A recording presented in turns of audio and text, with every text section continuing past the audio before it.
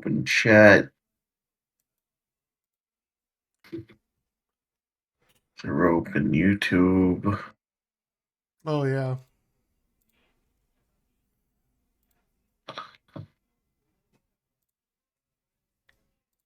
Join activity.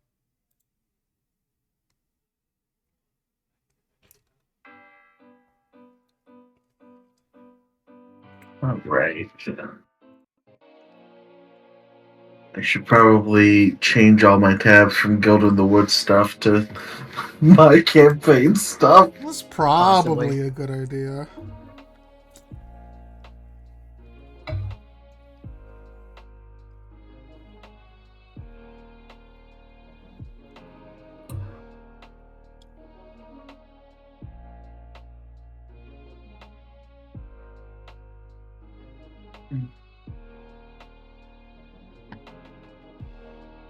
Okay. I moved. Oh, go ahead. Good. No, I was just saying. Okay, go ahead. It's not important. I was Yes, gonna say it I is. moved. Okay. I moved my spicy Twitter to spicy Tumblr. I wonder how long it'll take for posts to get erased. That's all I was gonna say. From Tumblr? Yeah, because Tumblr From still Tumblr. technically it doesn't allow stuff like that. Damn. I didn't think that they would last this long with those laws enforced.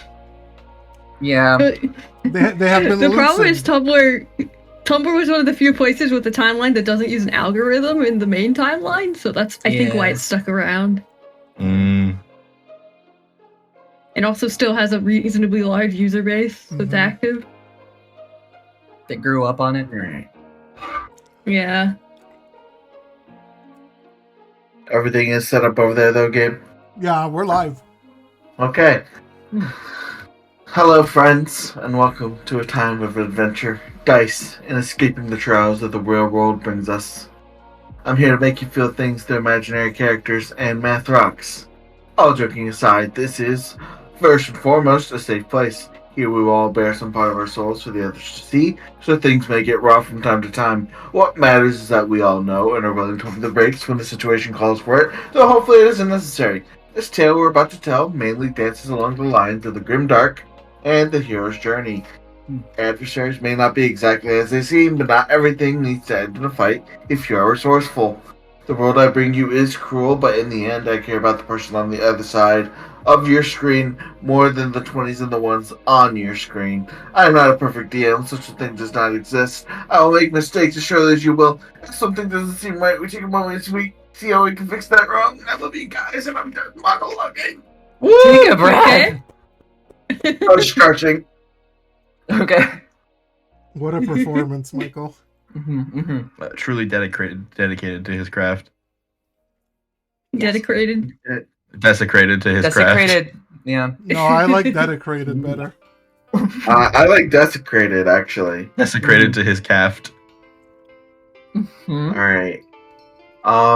So one of the first things is I'm gonna force you all to look at this new map with more trees.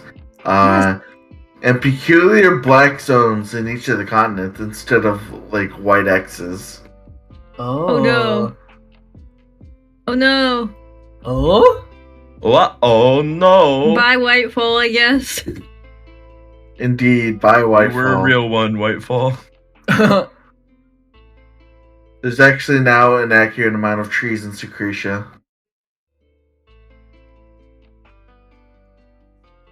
Okay. But is this anyway. one of the black spots? I can barely see Yes. it. Yes. Okay. There's also one here that's hidden by Yeah. trees. Oh, okay. We gotta be cartographers about And this bitch. here, and here, and here, and here, and here. What about there? Is it also here, Michael? Hold on. Oh. Where are you clicking? I'll just shift click so it'll force y'all. Also, Mike, is this for a specific joke? What? The thing I'm highlighting? I don't know if you can see. I think I'm losing connection. No, I Mhm. also got connection to the server has been interrupted, strangely Mhm. enough. Is Roll20 crashing? Are there too many gamers on a Tuesday night? God Or a damn. Wednesday night? It's Wednesday. It is time? Wednesday, Wednesday, my my dudes. I'm not wearing my Wednesday, my dude's hat. Oh, I'm devastated. I am reloading Roll20 to see what happens. Yeah. Discord's also the activity also crashed for me on Discord. Oh, I'm fine on Discord, but Roll20 is definitely. Oh yeah, no, failed to connect on the YouTube thing, huh? Uh-oh, Weird. the Interesting. internet is failing. Oh No, no. no, society's crumbling. no. Guys, I always knew this day would come. I would really like society not to crumble. For Okay. one frickin' day, no, right? World 20's loading. Yeah, Roll20 loaded back up. Hold on. Lucky. Oh, reloading. The stream is still up and I can still hear you guys. Mm. What server connected server thing went down? Who's getting cyber attacked? They hit the Pentagon. Oh, it could be Oh like my God. Google, right? Yeah. Quick, Maybe. switch to Firefox. Well, I am on Firefox. I think like Google servers, maybe. Huh. Oh, it's taking a long time to reload. That's yeah, cool. it's not loading. Oh, Indeed it is. Gateway timeout. Wow. Yep, gateway timeout. Cloudflare location, Newark. oh. Oh, maybe Cloudflare's dying. No, because Cloudflare location Denver. yeah, no, Cloudflare's working. It's Roll20 that's not working. Post error. Yeah. Well, Can I pull Okay. up my character sheet regardless, though? No. Okay. Oh, Good to know. Oh no. damn. It might be Yeah, the like whole Google site- servers, yeah. Huh. The whole site be down. If we're just yapping, though. Yeah. what were you highlighting? Oh, Darude Dunes. Sandy? No, that wasn't a joke. Oh, is there gonna be sandstorms at all in that area? Maybe. Riley, that's what we decided to call the big fella. I forgot. Sorry. Is that the name of the big fella? Yeah, that's the name of the It's big your fella. own joke, Riley. Damn, I made that. You're telling me I made that joke? Yeah. You're telling me the Oh. circle of stupidity just completed itself right before my very eyes? Beautiful. Roll20 is down. Wow. I'm Sure. opening my notes right now. When did we write this, Mike? I forget. You know what's great It's the- about ADHD is that you get to experience things for the first time several times. Guys, 2 weeks ago, I congrats. grabbed a frozen burrito out of my microwave to go and heat it up and eat it because I wanted to eat a delicious frozen burrito, but warm. And I opened my microwave and there was already a burrito in the microwave, and I don't know how it got there. That's pretty incredible. Amazing. It's astounding. Yeah, it looks like there's some outages on a certain You're amount right. of, internet websites. Darude is here, Heart of the Desert. Guardian beasts of the Let me see. Is Toy House down? the Is Toy House Amathokazi on and the Cloudflare? Inuthukazi. No, Toy House is up. It looks Yeah. like one of the Cloudflare It's- servers beefed it. It's not. I don't think it's Cloudflare. I think it's like some servers. Mike, I do remember coming up with these male and female cow names. Yeah, it was like an entire day, well, not like an entire day, like entire 3 hours you spent Yeah, I remember it now. Release the beasts. Yeah. Oh, I remember the Morai. I remember on it the Benessi and Anamiki the most because obviously it's the one that's mostly tied to Mistral, and then the Fire Toads were cute, and then the Morai already have made an appearance. And I guess it's just I forgot about the fucking cows. The Dune cows. Yeah, the oxen. Lua Pele, the Blaze Beneath, and the Pele Rana and the Pele Kiai. So I guess the fire and the earth animals have like a male and female distinction, but the water and air ones don't. Is that accurate? That's what we decided. Yes. Yeah, cool. I was like, Riley, isn't it your thing? Well, Mike and I made it together, and I'm reading it, and listen. Yes, I guess I did, but the reason I'm asking is because the earth beasts, the earthen beasts, are labeled male and female, and the fire beasts are not labeled male and female. There's just two names, and so I just wanted to confirm that we had made that distinction.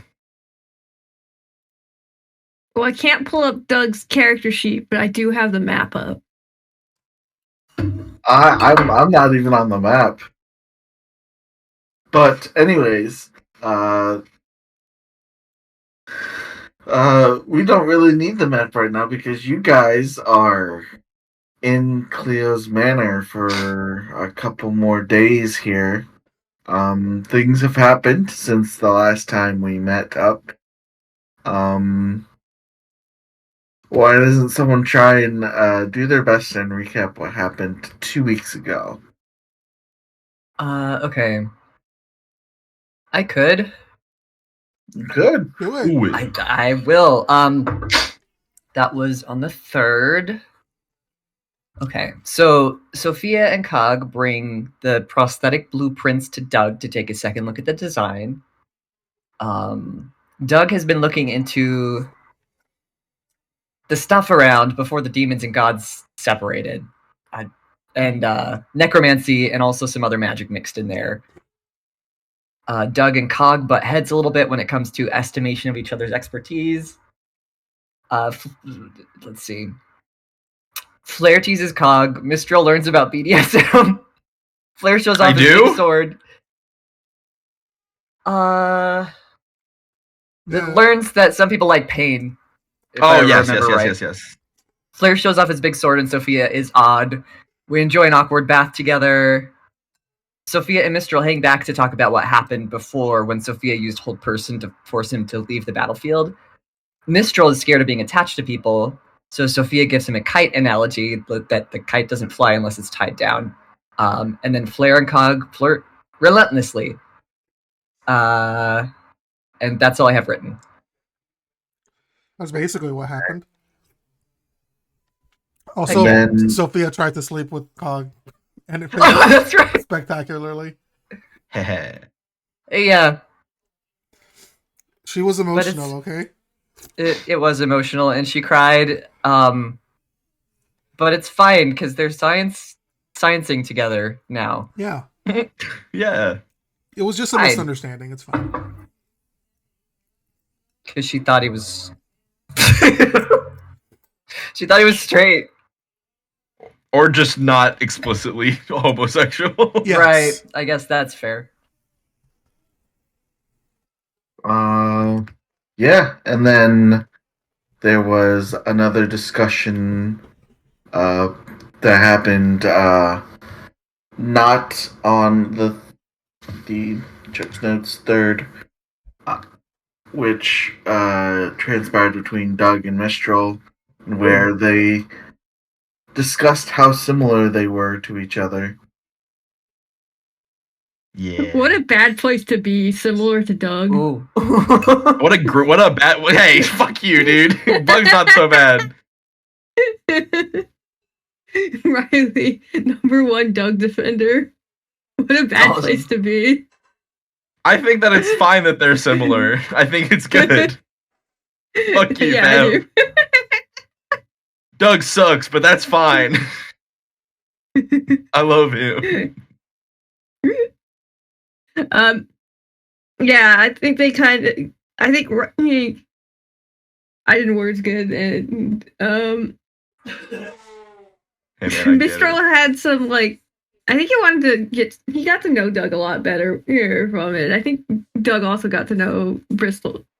Bristol is the dog. Mistral. How did you know his middle name? That's crazy. Mistral Bristol Celestine. Bristol, like the stool chart or the speedway? Oh. They couldn't decide, so they said both. Right. My mom was a hippie. I lost all train of thought. I'm so sorry. Okay. He wanted to get to know Doug. Doug better, also because Doug had gone through a similar situation, and I think Mistral kind of wanted to know his train of thought of when they were having the running conversation, Doug specifically was like, I've seen this happen before, like this sort of thing has happened to me before, and like I regretted helping, and I didn't like there's a lot of like kind of things compounding over the course of the night that made Mitchell go, huh, Doug seems to think he knows a lot about this situation, and maybe he does. I should ask him about it. Mm-hmm. And then we had a beautiful conversation, and now we're best friends. Mm-hmm. We're besties. And there's We're absolutely no Corvid slander. There was no Corvid slander, and Mistral There was realized for the Corvid first slander. time that Doug is actually very funny. You just have to like, you have to understand that he's not gonna say anything like it's a joke, but he does say jokes. Yes. He has one tone, and it's Yeah. not good. If you don't look for a laugh track, you'll find it in Doug. Inside your local friend and boy, you shall find a laugh track.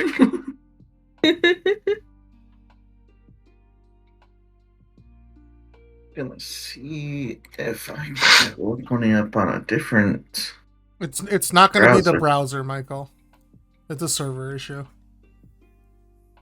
But I want to see my map. I know, so do I. Your map's on Discord. It's true. I don't care. Oh. You have the map literally in your computer brain file. That's true, but I don't care. It's not the same.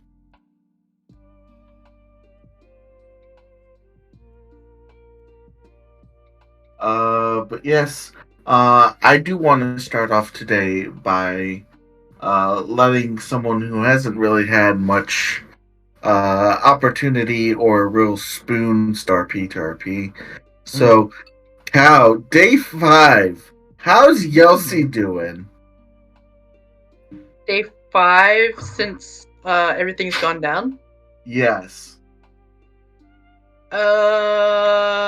Yelsey has probably been very scarce. And has wait, I'm in Roll20. I see the map. Oh. Nice. So is Fab. I'm sorry, I'm Yeah. distracted. Hi, what's up? Yeah, I think if you went to find Yelsey, you probably had to find Doug first. Because Yelsey has probably turned their shared room into like a den.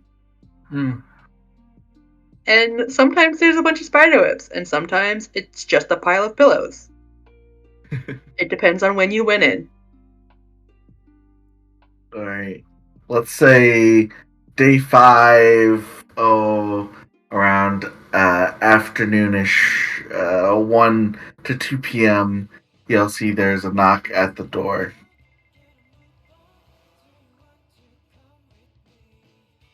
I'm sorry to be very unproductive, but Yelsey doesn't answer. It's in character for the moment. So, you'll see, if you are at least awake, you hear, "Alright, I respect your need for a loneliness and privacy, but I'm asserting my authority as your to-be guide by coming in anyway." Oh. And Flair opens the door.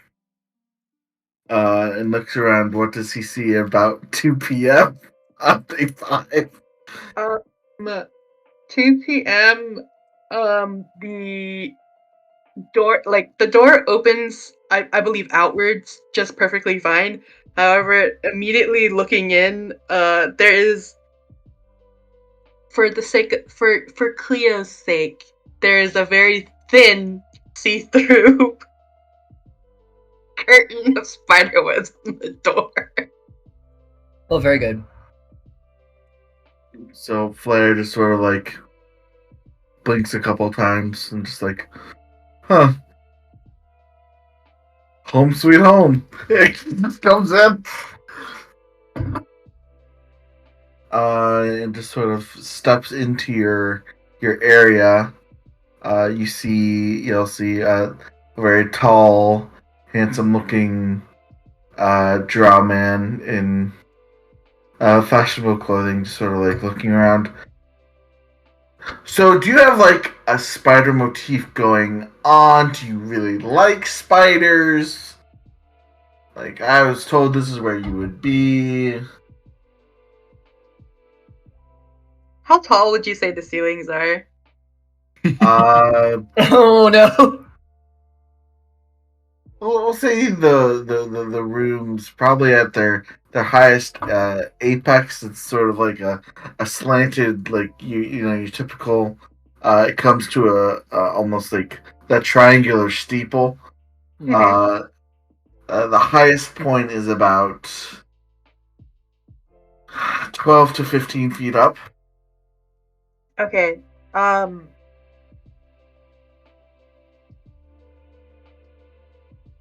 It's up to you if Flare gets hit or not, but Oh. Yelsey very suddenly, like, I guess the equivalent of standing straight up, but from the ceiling, and all of her hair just kind of whips down. That it definitely gets in. It. I think. How tall is Yelsey? Like standing straight up. 5'4". All right. So, I think Flare sees Hold on, there's Yelsey's a racket hair. outside. I'll be RBG. Because Flare's like 7 foot. So if you're standing straight up from like the middle, like he'll see the hair, but he won't like, hit Yelsey. They won't like bump heads. Like oh. He like looks up. Is she like in her spider form? No, she is just Yelsey. Oh, hello. He like reaches a hand up to shake her hand as if standing on the ceiling is completely natural, or at least she's not outwardly reacting to it. She's got like a pillow braced in two of her arms, like just kind of like half above her head, like she's about to throw it, and she kind of like squints at him.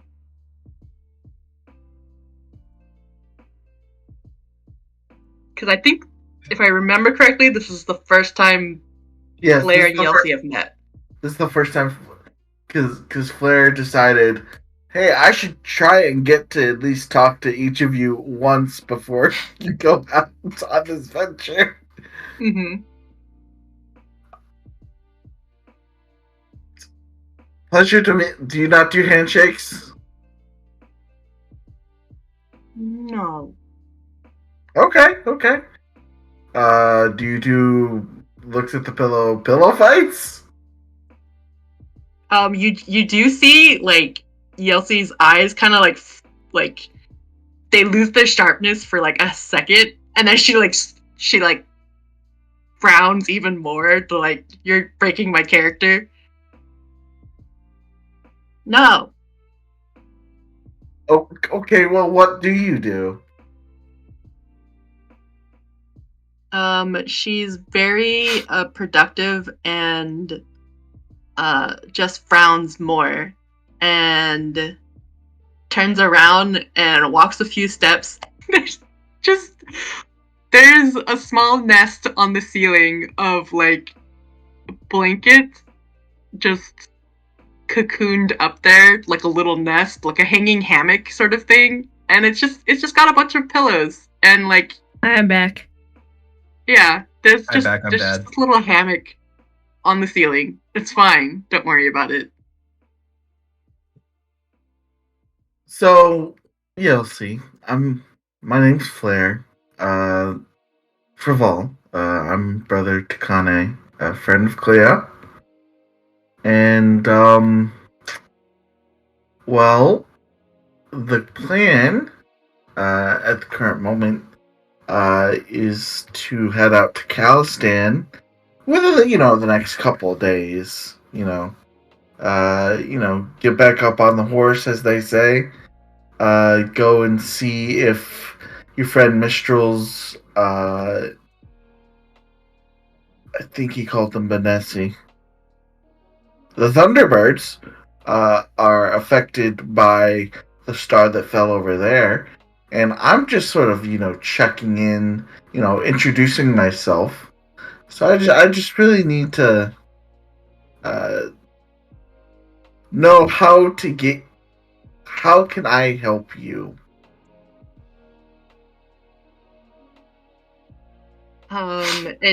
She doesn't reply right away, but eventually she peeks her head out from the hammock scenario and like,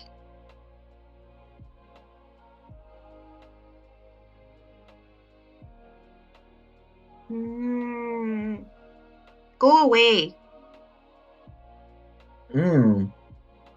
Okay, let me rephrase my question. Short of going away, how can I help you? Because,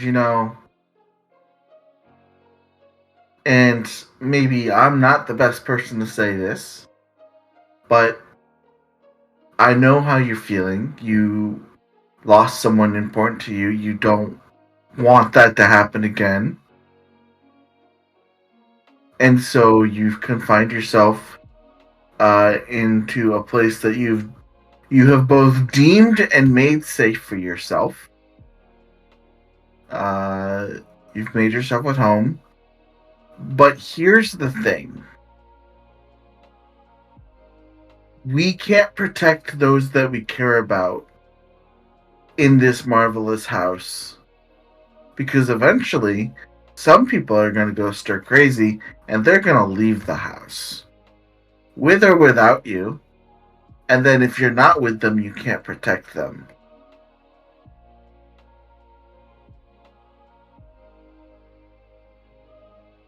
Yelthy looks like very offended at first, and then she looks very conflicted, very sad. She looks very sad all of a sudden, and then looks very aggressive, and she hides back in her nest, and then there's just a bunch of pillows dropping from the ceiling. Not necessarily being thrown, but they are dropping from the ceiling. Okay, Pillow Rain, I think I've made some progress here.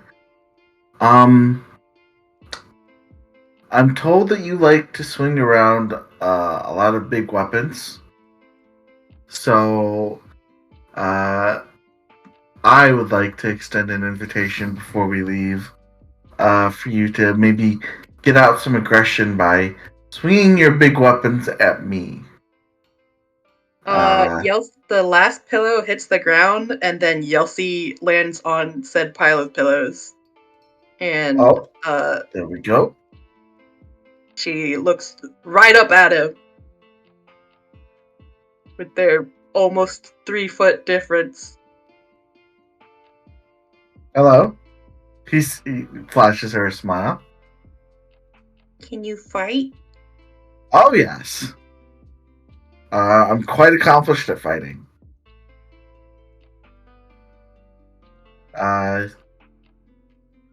He manifests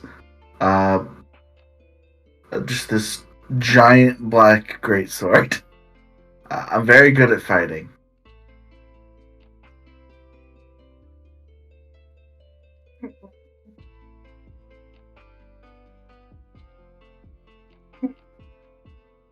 What is grabbable from Flair? Oh, there is a bunch of little trinkets on him.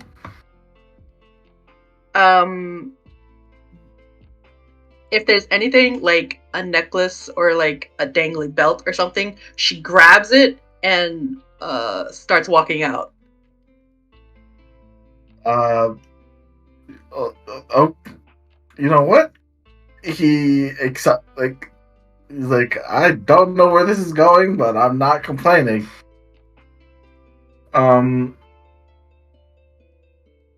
Okay, where are you dragging Flair? I'm assuming they have let Yelthy know where a training room or field or whatever equivalent is. Yes. So that away. All right. I think the rest of you sort of scattered amongst your own tasks. See a sight you haven't seen in about 5 days, where Yelsie is out of her room and dragging a 3 foot taller than her Slayer Doug- behind her. Doug looks up from the library like, huh, that's probably not good. Then he looks back down at his journal and keeps writing.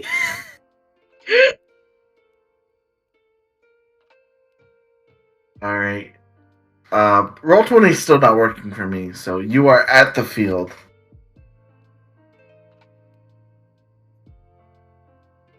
Yeah. So, once you get to the field, do you let go of Flare? Yes, she as soon as she gets to the edge of the field, she lets go and then walks to the other side to like make space. And then I would pull out a weapon if I could load my sheet.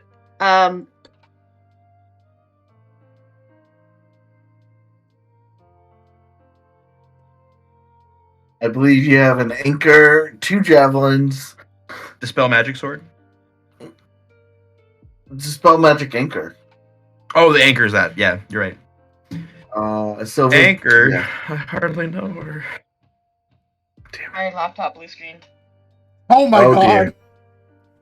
Nothing is working tonight. What an evening, huh?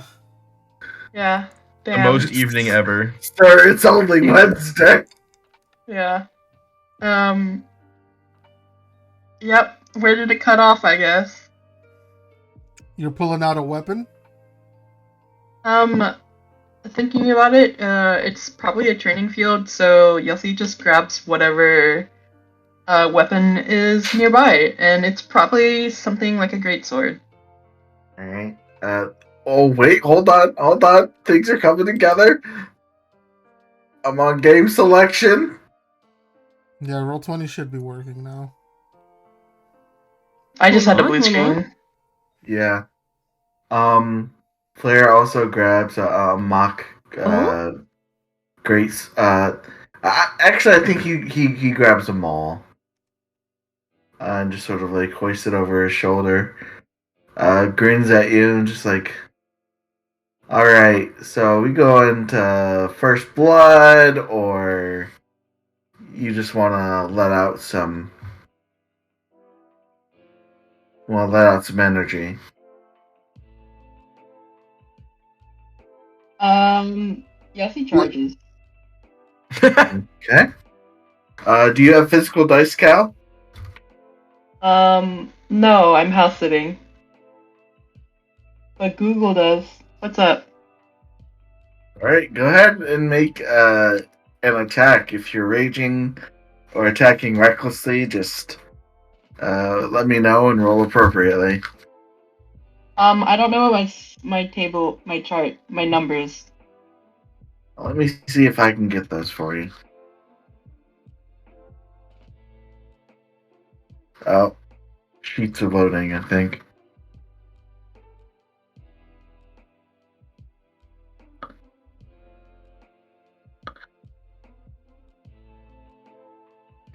It's loading better than it was earlier, at least.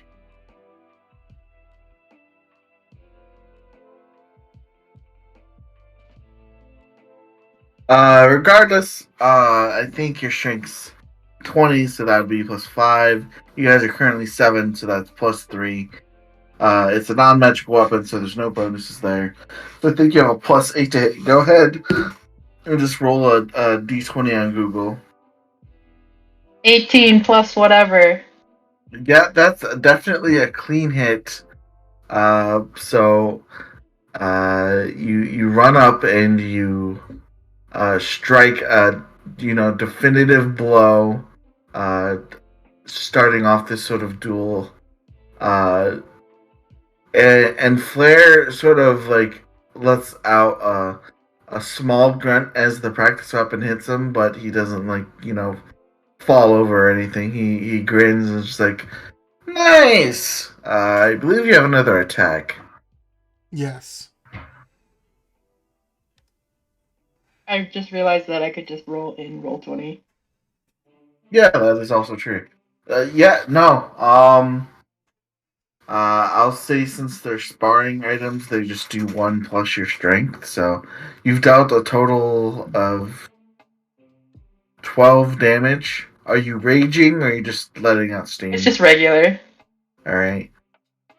I think with the second hit, Yelsi just kind of grumbles and just like, you talk too much.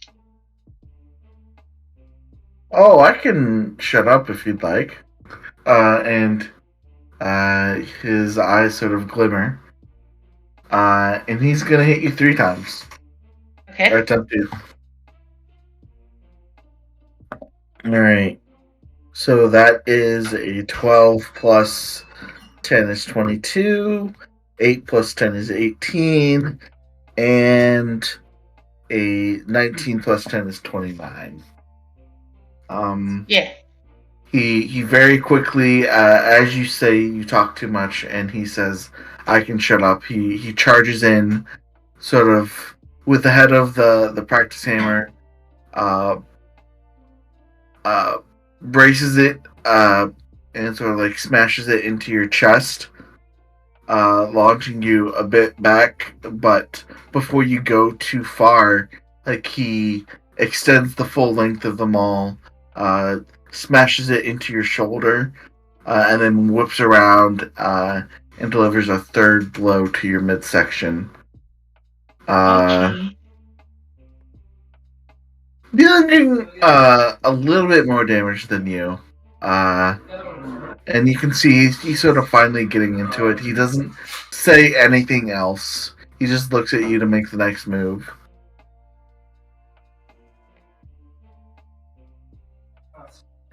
I'm putting my character sheet on the board. I believe in you. Thank you. I mean, my token. Yelsi is on the map. Yelsi's a giant.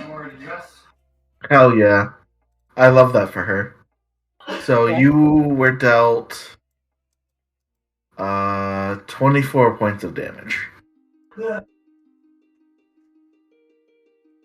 What a scratch. Yeah. What a sneeze. I think as he's given a little bit of space, Yelsi kind of throws the greatsword down and just grabs whatever other weapon is nearby.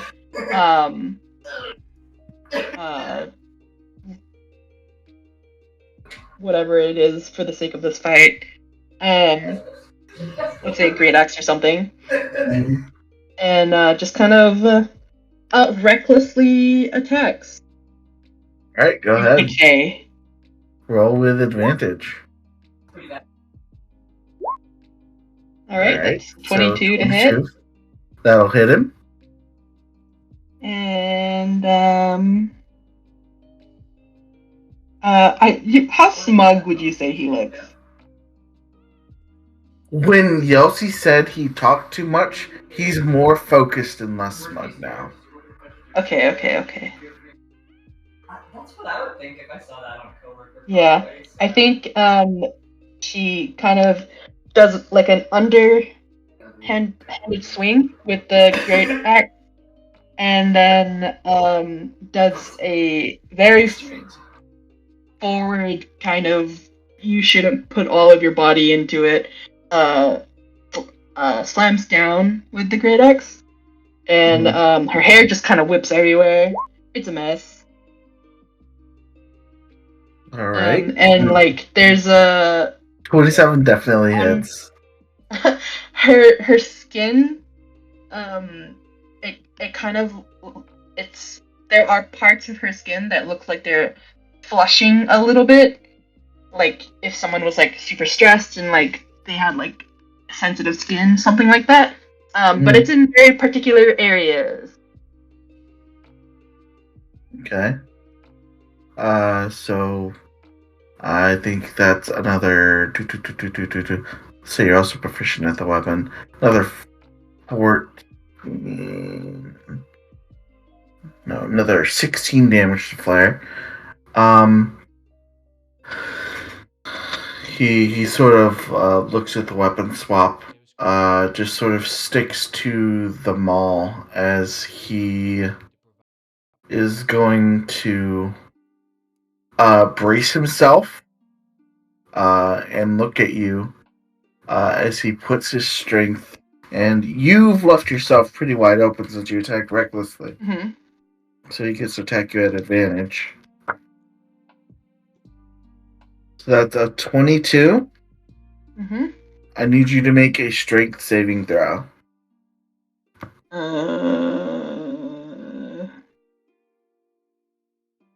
Would that technically be the same that I've been rolling? Yes. 16. So try as you might to sort of like hold back this blow. You are launched back about 10 feet. As he hits you with a pushing attack. So sending you maybe like, as over tea kettle once, and then you land. And then he quickly closes that distance and is going to attack you again. Oh, almost dropped that. Again, an advantage because you were reckless. 19 to hit. And then the final attack is a 17. So that's another 24 damage to Yelsey, and he just sort of looks at you. Actually, on that last one, I need you to make a dex save. I don't know what my dex is. Well, I know you make him at advantage.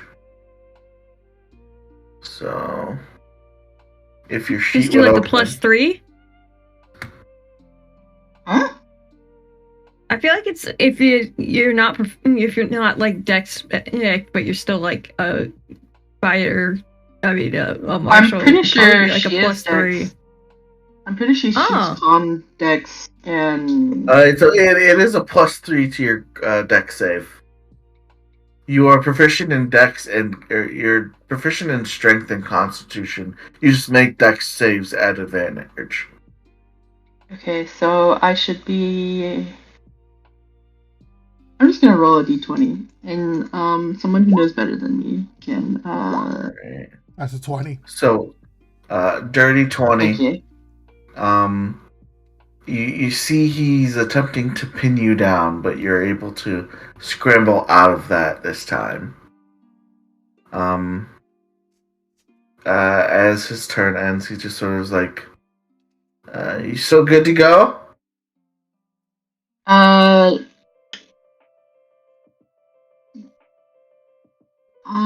How would I go about essentially trying to kick him off and then mount him? We're gonna say this is two separate athletics checks. You have a +8 to the rolls. That's the first one. You push him off successfully. You do not mount him. He sort of catches you as you're sort of trying to like scramble up onto him, and he sort of like shoves you away. Okay, so fight. Yeah, Yelsey's kind of low to the ground. And her hair is definitely on the ground. She's got her teeth bared, and that like flush on her skin has gotten darker, and almost to the point of like a bruised color. And there are marks that are showing up on her face. And I think, not as an attack, but like she kind of like lunges at him. And one of those slits opens. And it's another spider eye. Don't worry about it. Flair's going to see that and just like, okay. Uh,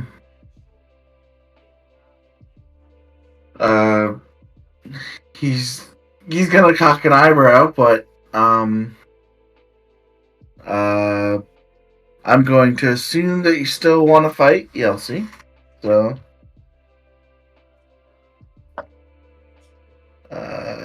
19 plus 10 is 29. 6 plus 10 is 16. And then the 16 plus 10 is 26. So that's 24 more points of damage.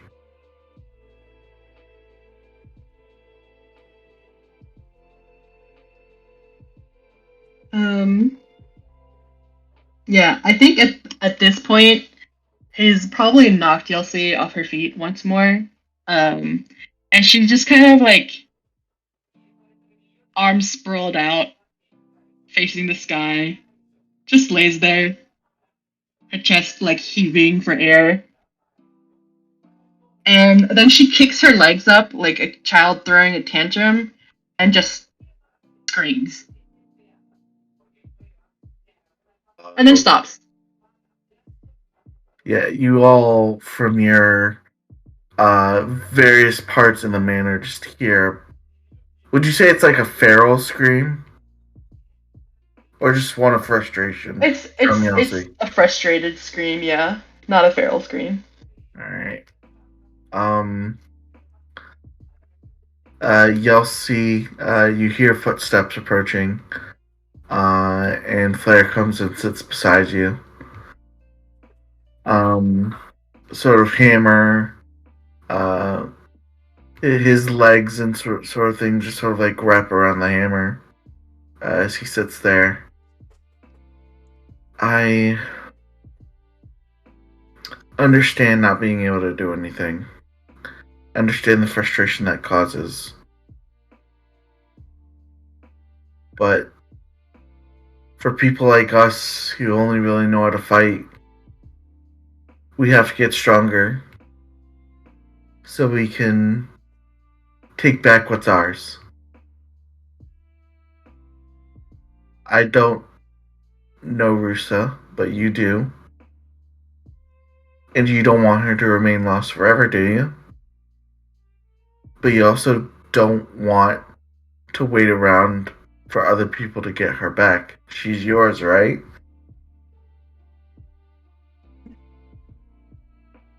Yelsey kind of side-eyes him and then like rolls onto her side with her back facing him, and she's like, Yelsey can do more than fight.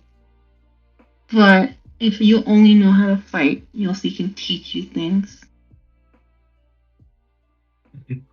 You hear the smile in his voice. Is like, I look forward to seeing what you can teach me, Yelsey. She huffs, and the like raised marks on her skin calm down, disappear, and she turns to lie on her back again, arms crossed, and then gives him the stink eye. You're going with us? Yep. So you're gonna have to teach me all about everything. She kind of tilts her head up like she's all of that, but she's laying on the ground still, and then And you're Yelsie's too. Yelsie will teach you. Looking forward to it, Yelsie.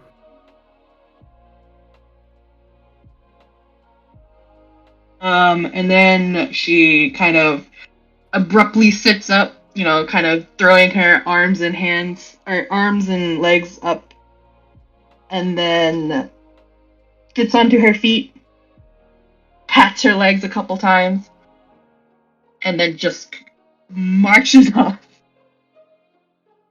Yelsie's going to bath. All right. And she kind of turns just a little bit to look at him and goes, "Stinky people aren't allowed." Oh, my And stinky. she holds her hand out to him. He takes it. All right, they're going to go be squeaky clean. Okay. So. All right. Yep. Squeaky clean. Squeaky clean. Yelsey, essentially mother hands him. Yep. It's like a child playing house. It's just like that. Flair, the ever dutiful big brother, just completely allows Yelsey to do whatever she wants to him. Because he's finally figured out her persona and how to get her to open up. If they walk by anyone who looks like remotely disheveled, Yelsey will grab them and make the attempt to drag them into the baths too. Oh, damn, okay. I think Cock looks a bit disheveled, actually. Yeah, I think you're right. Alright.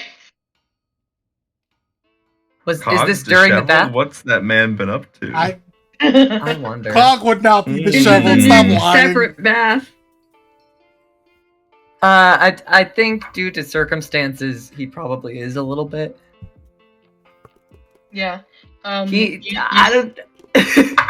Yeah. Listen, Yelsey is dragging, finger quotes, dragging Flair with one hand, and then she sees Cog, and maybe Cog is like, "Oh, Yelsey's out.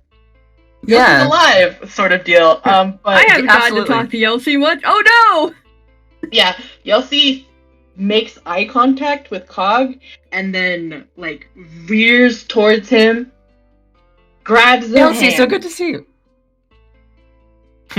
Let her mouths over Yelsey's form. Just go with it. Just go with it. And Yelsey very authoritatively is just like, "Yelsey's people are clean people. Oh. No stinky allowed." And just marches towards the baths. That's it. Doug, And then you Doug, have about to... 30 minutes after, you see Yelsey drag Flair off to the training field. She's now dragging Flair and Kong to the bath.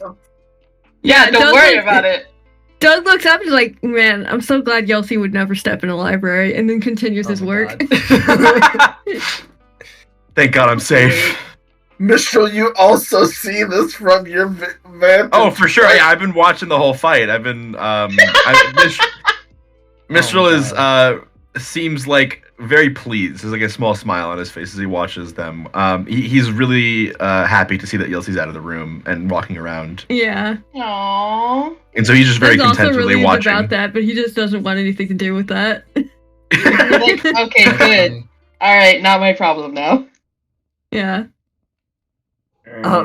Yelsey said no stinky people allowed. Cognition is going to sniff check himself. Do I actually smell that bad? How did you know? I swear I put on my oils this morning. My oils. The essential ones. The essential ones, yes. But Yelsey spends a very long time making sure your hair is clean, and it's very nice. That's really Your hair sweet. is glistening. Ah. You're quite good at this, Yelsey. Yelsie tilts her head up, her nose up. Like, Yelsie's good at a lot of things. I actually heard from Cleo that you're an accomplished butcher as well. Do you like handling lots of? And he's earnest about this actually. Like you like handling lots of meat, like because I'm really good at like killing things with meat, but not so good at preparing them. Yelsie's ears like twitch, and she like slowly like turns the like more of her shoulders towards him, and it's like, Yelsie can show you. Yeah, Yelsie can show you. All right, good. And probably the first time since Cog has ever heard Flair open his mouth, there was no innuendo in his speech. Incredible. The power this young woman has. Unfortunately, it would probably be lost on Yelsie. If you want to do any sexy times with Yelsie, it's gonna have to be very upfront. Yeah. No, That's he's daughter. he. This is younger sister / daughter. He is. You're adopted. You're adopted. Fuck you, adopts your ass. But yes, during all this, once Yelsie's people are quote unquote squeaky clean, what are other folk doing? Oh, I do want to say Cognition offers to do the same to Yelsie. Aww. I don't know if she would accept or not. I think she would be a little wary at first, but then she'd be like, "No, I have to be good. These are my people, and so if they wanna do this, I have to let them try. There's only you can't get better or worse if they don't try." And Just so because they're shit at it That's doesn't very mean. funny. you see, like Yelsie's like face kind of scrunches, like while she's thinking really hard, and then she's like, "Okay." Yelsie, could I try and do your nails? Oh. How fleet are Flair's nails? Oh my god. Perfect. Pretty They're on perfection. fleek. They're pretty on fleek. Alright, Yelsie kind of looks him over. Okay. And then it's a manicure day. It's a mani-pedi day. Thanks, bye. Great. Spa day. Hey. Suddenly a spa day. Spa day for Yelsie. Second spa day in a row. Let's go. I think during all this, Cognition's going to be trying to ask questions to feel out like Yelsie's personality or like health questions. I don't imagine that she'll answer a lot of those, but he'll try. What sort of health questions?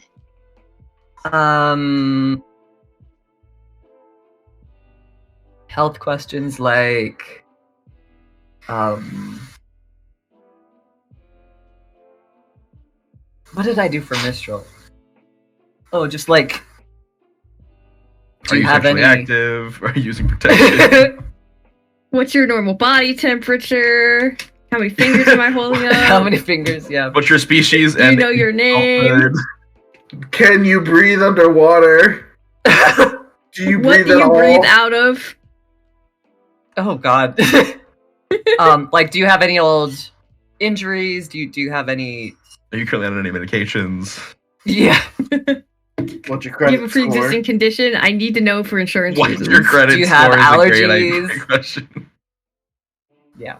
Do you have life insurance? Can I keep you the beneficiary? What do you mean? You should really have life insurance. Really should. How fat's your 401k? That's not a health question. I just want to know. Mother's maiden name? If we're First close childhood enough for pet. that. Yelsie has Yeah. $17,000 What high school did you go in a to? 401k. Definitely. Oh my god. Oh, Margor. All of her 401k is silver coins. Yeah, definitely. Finger quotes silver coins. They're all silver. Mm-hmm. Hey, you know, they're saying you should really invest in silver.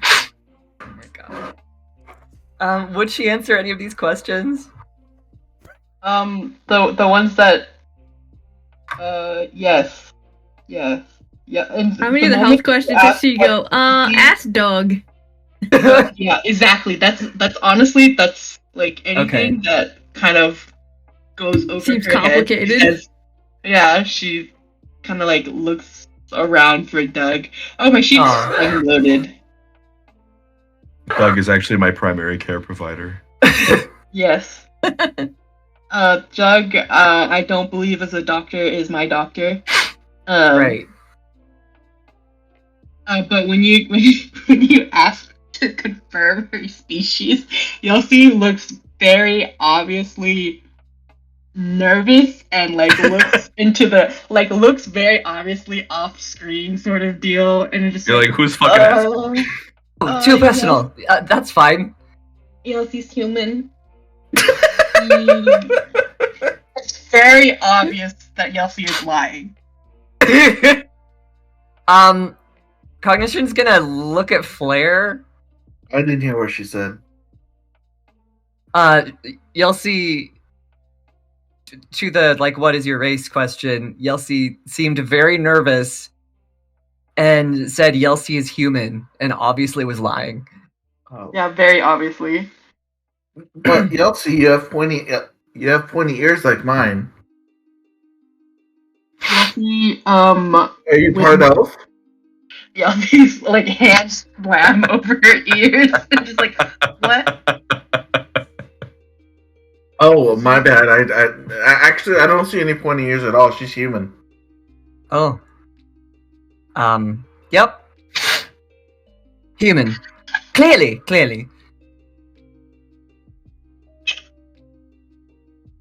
Some people's ears are just like that. Oh my god, when did you get here?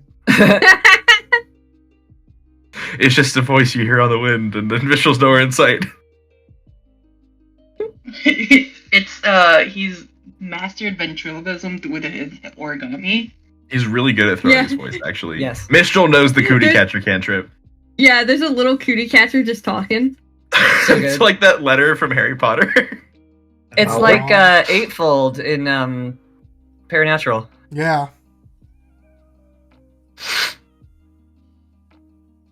How? Go ahead. No, go ahead.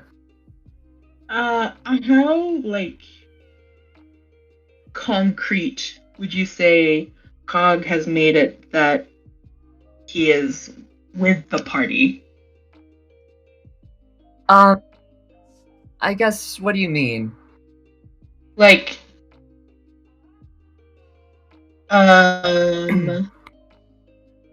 He intends to stay as long as everybody will have him. yeah. So I think this is Yelsi trying to lay claim to people. So Yelsi is trying to figure out if Cog is one of her people now. Oh. She washed his hair, so now That is true. people. That's a forever bond. That's a forever bond. And Yelsi has to teach Flare all sorts of things. Mm-hmm. That is true. Fla- That's very true. Flare only knows how to fight. After Yelsi very obviously tells the truth, Yelsi looks very nervous and like looks very guilty, like the child who obviously took the treats from the cookie jar. And then like covers her face with both hands, and then how tall is Cog? It was like 5'7", I think. Okay, That so was not taller than yeah. She like shuffle trudges towards Cog, Oh, and then like very obviously with two hands cupped to her face whispers to Cog,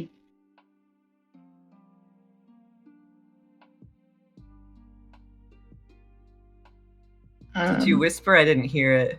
yeah, Yelsi just whispers and looks around and is just like, Yelsi isn't human. Don't tell anyone. I see. Could have fooled me. She looks very pleased, actually. That's a secret between us, is it?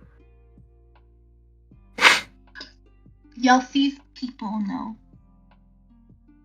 See. And yeah. Is she still hiding her face? Yes. Like as soon as she did finish whispering, she went back to covering her face. Oh. Oh, are you guys telling secrets over there? Yes. All about you. Oh, well. Continue. Yelsey, yeah, Yeah, Yelsey sure. looks like she has like a fucking epiphany and is like, oh right. And then like turns on her heel, marches over to Flare, and then Flare is too tall, so like she like half grabs, half climbs up him to whisper, like pull herself up.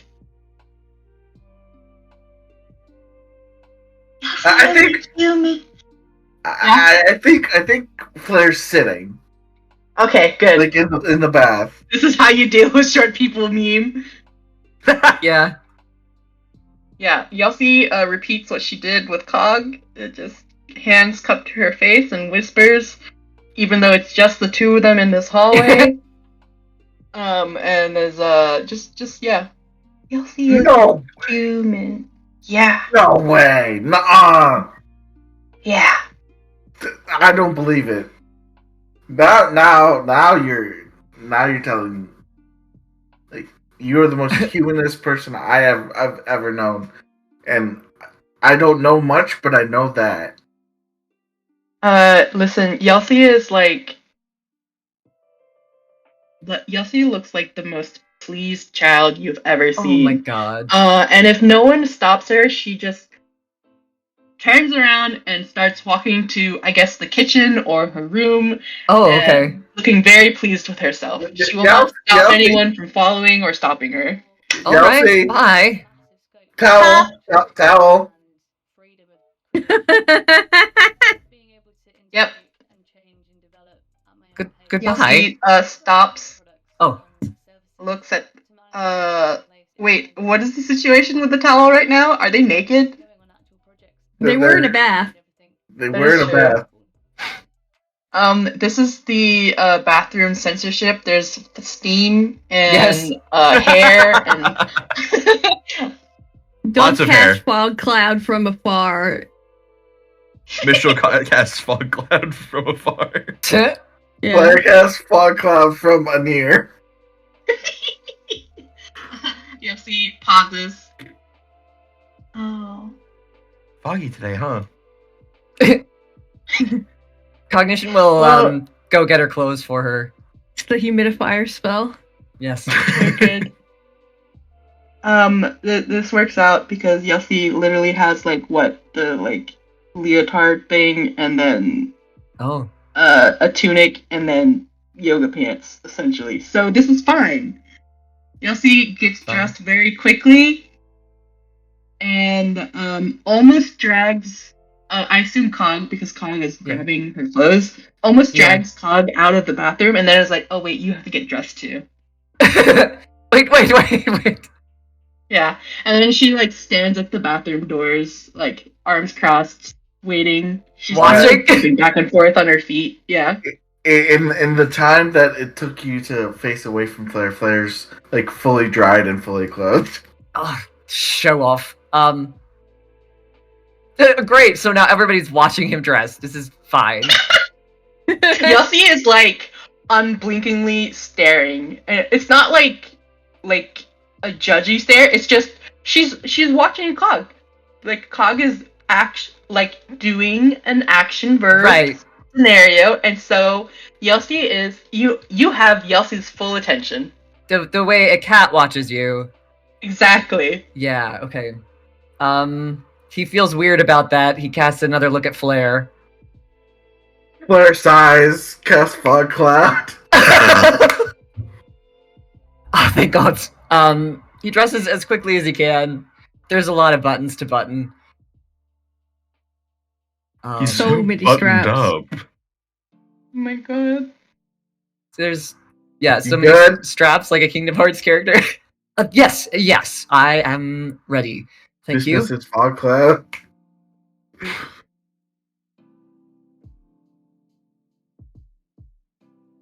Right. You wanted to go somewhere, Yelsi?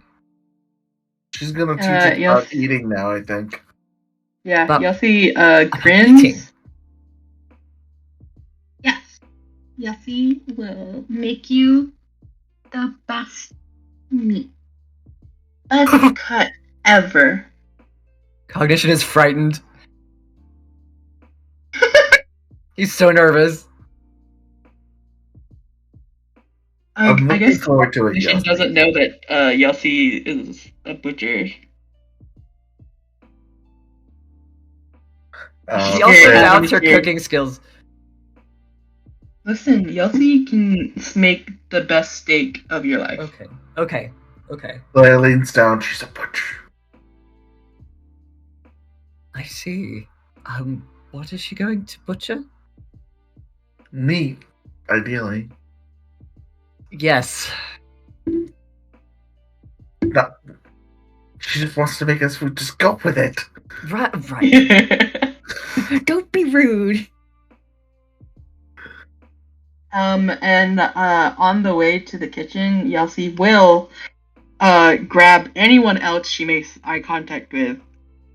I So think at if this they point, pass the yes. Claire passing the library for a third time and seeing Doug. Hey, Doug! Can I help you? He just so- smiles as Yossi's attention goes to Doug. Yeah. Yossi's like heads like snaps over to like the library, and she's like, you wouldn't even think that she had been brooding for the past 5 days. She trots over, grabs whatever book Doug is reading. Hey! And closes it with both hands, puts it very gently down on the table, and then continues with a very aggressive movement of grabbing both his hands and dragging him to his feet. Yes, perhaps Dr. I'm Worm busy, will Elsie. I don't- join us for a repast. Fine. Claire gives Doug a shit-eating grin. He looks so annoyed. Like, Cog might realize that what he thought was Doug being annoyed was just his regular face. Oh shit. He's got resting Fine. pissed face. Yes. If Yossi catches a little bit of blue on the rooftops, she will shout. It should be like a Spider-Man web and just Very and pull him good. down. Very good. I don't think she can actually do that, but in my heart. Where's Sophia in all of this? What time are you guys going to the kitchen?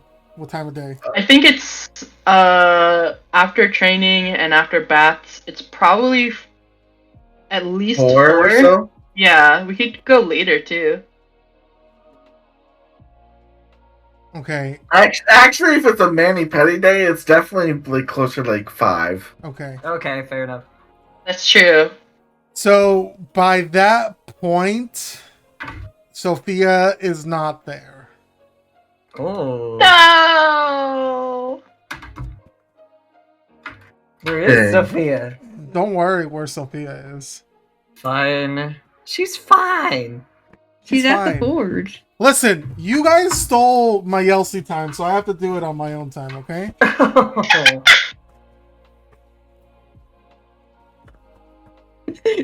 Sophia's writing angrily in her besties with Yelsi diary. Yeah, exactly.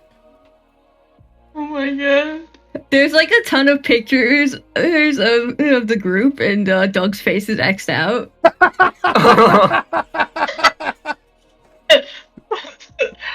the meme friendship ended with Doug.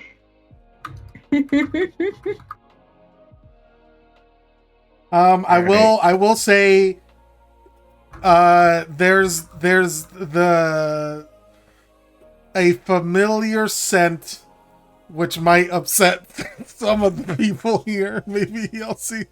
There is a familiar scent of baking lingering in the kitchen by the time you guys get there.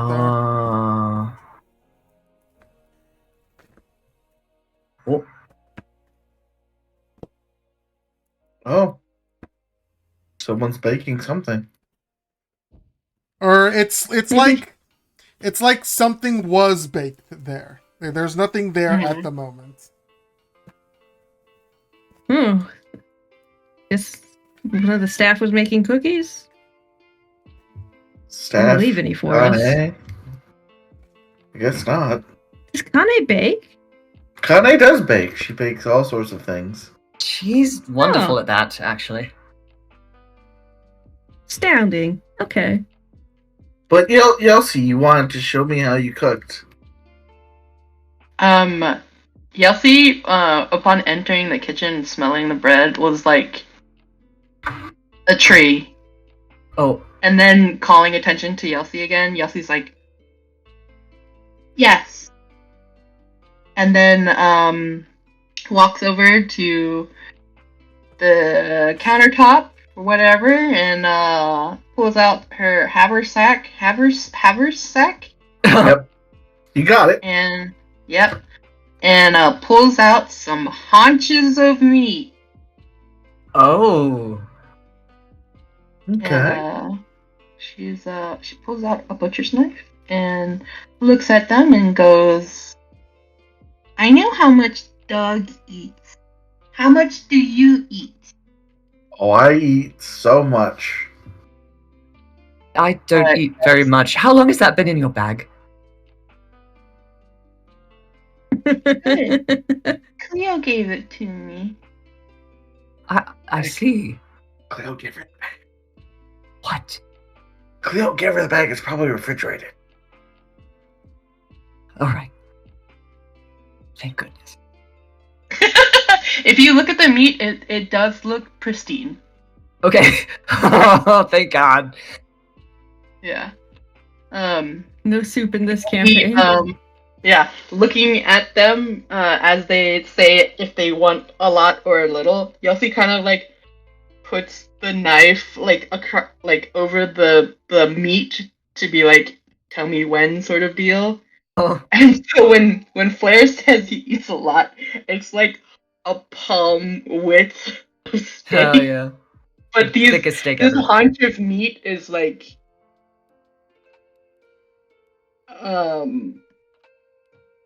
half the size of a tire. So it's a very big steak. He just says making to eye keep going. contact, waiting. Okay. Keep going. Good Yossi luck, keeps Mr. going. Frivol. All right, about there. Yossi nods. I dare say I sagely. don't think your stomach could. You know what? Sure, I just want to see it. And then repeats the same thing for Cog. There. Just there. That's fine. I am not a hungry gentleman, generally. Apparently you did spiderweb Mr. off the roof. Nice. Yossi looks very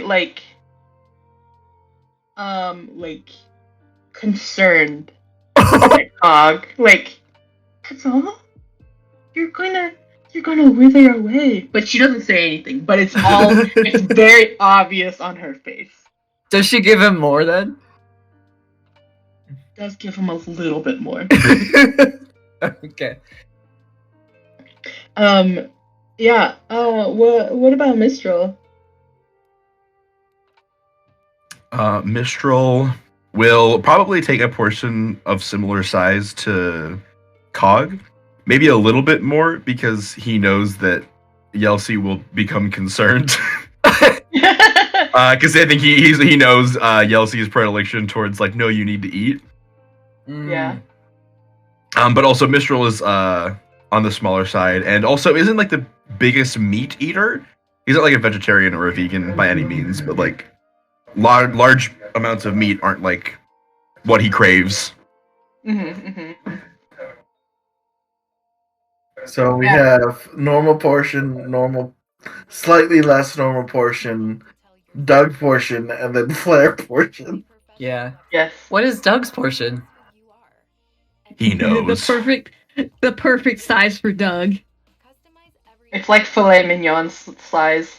It's like Yeah. a portion that's like perfectly like calibrated caloric intake. Yeah. Yeah. Yes. Yes. Yossi is just like, that's dumb. You should eat like this. But has probably had like arguments with Doug about how much he wants to eat and how much he can It will be his specific size, so Doug doesn't bother me. Yeah, exactly. That's I don't want to hear funny. Doug nag at me. Yeah.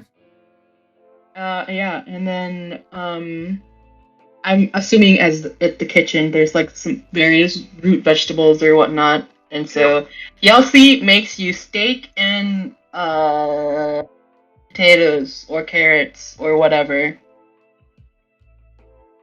All right. Is it good? I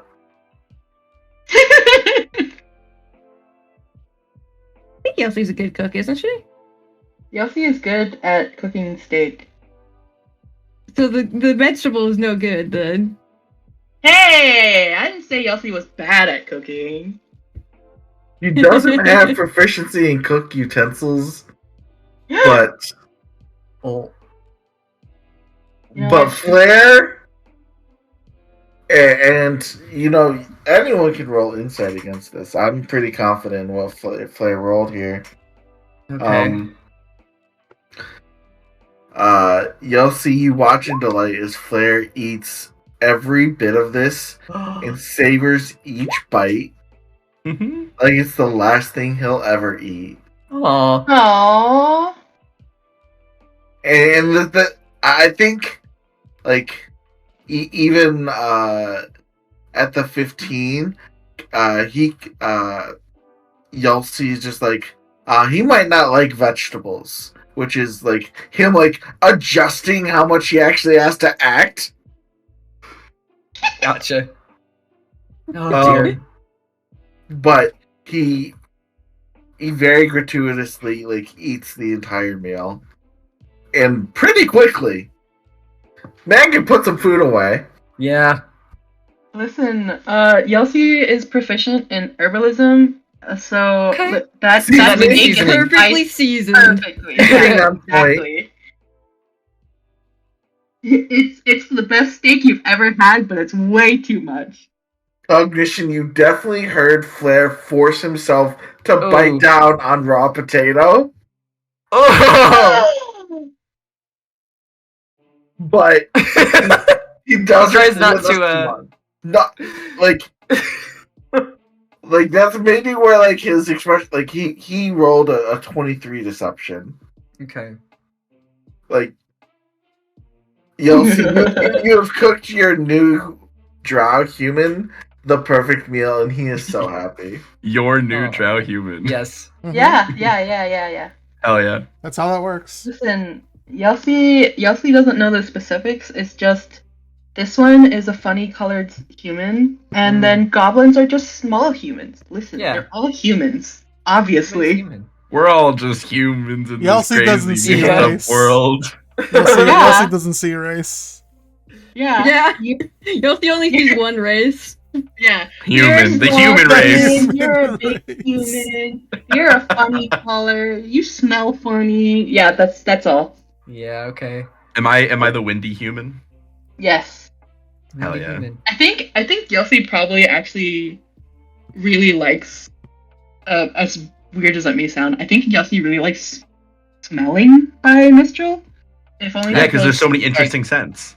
yeah, because like the wind is like essentially always flowing by Mistral. That makes sense. So she's always like, "Oh, what new smell have you brought this time?"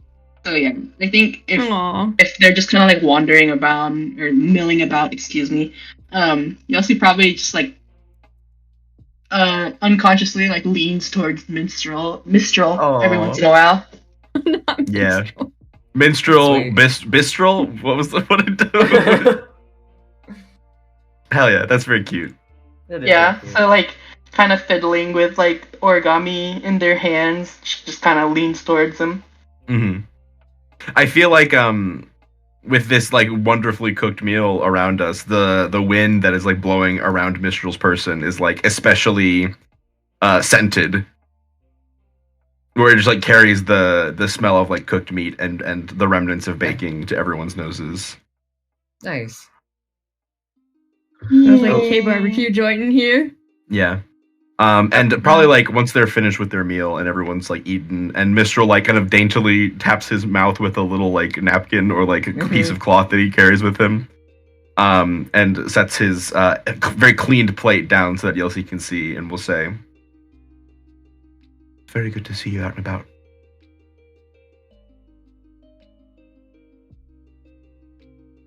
Yelsi looks taken aback at first because you've reminded her that she was brooding for the past 5 days, Mm-hmm. and then yeah, Yelsi has to take care of you, so Mm-hmm. Yelsi comes out. Well, I feel properly taken care of. Thank you. Yeah. We Yes. have been withering away without you, Elsie, so it's good to see you out and about. Take care of us, you Mhm. did. This was actually divine. So thank Yelsi you. Yelsi looks very pleased. I learned so much today, Elsie. Yelsi nods very sagely, Oh, Mm. and it's just like, good. Yelsi teaches you many things. I've one more question for you, Miss Yelsi. Common doesn't appear to be your first language. Might I ask which language was? Well, like looks away. Oh no. Yelsi answers in Sylvan. Nice. Wait, do I speak Sylvan? You I speak do Elvish. not. Wait, no, you don't. You're not an elf. I'm not an elf. I am a. Got that big elf energy. Flair perks his ears and responds in Sylvan. Can I recognize what that is? He'll mutter under his breath, "It's Sylvan. You should look it up. Library later." Oh, right. Haven't you ever read a book? You buffoon. Oh my god. That would set him off so hard. Doug, that's what Doug whispers. Oh my Jesus. god. He would not. He's a kid. That's what he's so low thinking. stakes. He's thinking it in his head. Yeah. Also, As Mistral a will matter of fact. Mistral will quietly say under like almost in a whisper in Sylvan, "It is a beautiful language." What languages does Doug know? I don't think he knows Sylvan. Hearing Flair and Mistral reply, Yelsi's like looks very tickled and nods her Aw. head. Aww. Does she do the referring to herself as Yelsi in Sylvan as well? Yes. Okay. that is not a quirk of the language. That's a quirk of the Yelsi. That's a Yelsi thing. That's a Yelsi thing. Hashtag just Yelsi things. Just It- Yelsi. Doug knows listen, Elvish, so originally- he's got his brows furrowed and he knows every fourth word. Almost. Yelsi originally was supposed to only use Yelsi and third person every once in a while, but it's just Oh. it's forever stuck. now. Yeah. It's Doug. Okay. Yelsi's background is feral for a reason. EC was also supposed to do that, but Well, oh well. We've tamed them. Society. Society. I think I'll start speaking the third person for all of my characters. That's fun. Okay, do it. Doug will start using the royal we. No! Oh, yeah. I Actually, did have a that's character who appropriate. actually did speak in the third person, but funnily enough, he was like a very fancy, proper boy. Interesting. It's all different flavors. Yeah. Okay. Yeah, Cog is satisfied with that answer, and that answers his questions about her grammar as well, because he doesn't know Sylvan. He can't tell that it's a Yelsey quirk. Yes. Yelsey then, as everyone is finishing up their meal or has finished up their meal, Yelsey very systematically holds, goes around and grabs everyone's hand and then holds your wrist. Oh. For like with how many arms? 5 solid seconds. Enough. There's only Who's 2 asking? arms, okay? What are you, a narc? What's this about? Are you feeling for our pulse? What's that? I suppose not. That asked and answered. What is Yelsey doing? Just so I know for my own application. Yeah. Before that, what did Doug say? I forget, I'll be honest. What's this about? Okay. Yeah. Yossi doesn't answer right away. Instead, she plucks a hair, a very long hair, and you see her cutting it up into lengths. Oh. Did she let go yet? What hands is she using? She lets go. She lets go. She holds for a little bit and then lets go. But you realize that she's cutting her hair into different lengths. Oh.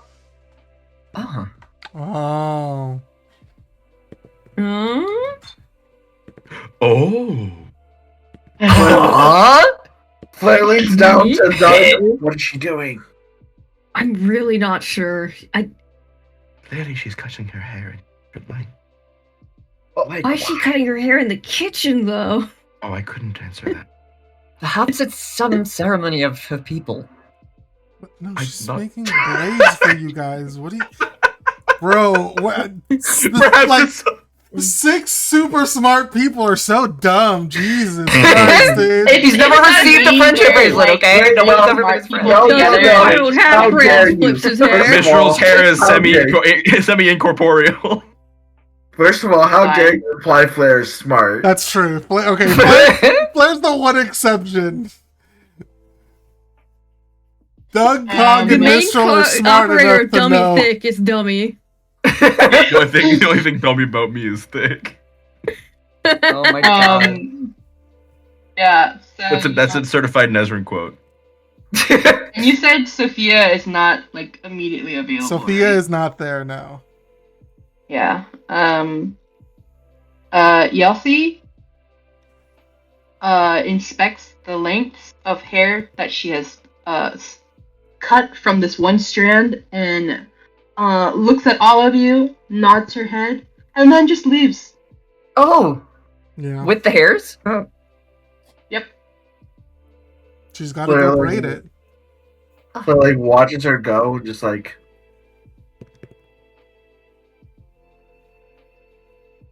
I'm sorry, I feel incredibly dumb. What happened? Bye, young lady. That's just one of her quirks. Okay. Which is to say, I have no idea. Ah. Alright, well, today was. I'm sure we'll know soon enough. It was very. We've already let her cook. We did indeed let her cook. I think. Like, she's really good on the meat. Like, she needs to learn how to, like, cook other things. Those potatoes were raw.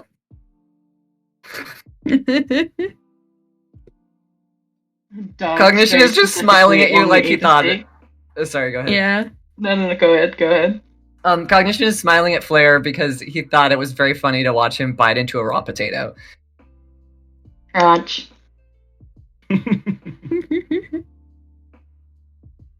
She doesn't really have the patience. She likes her steaks rare. So cooking vegetables for a long time is kind of missed on her. Maybe I'll have her teach me to cook vegetables, and I'll just, leave them on too long.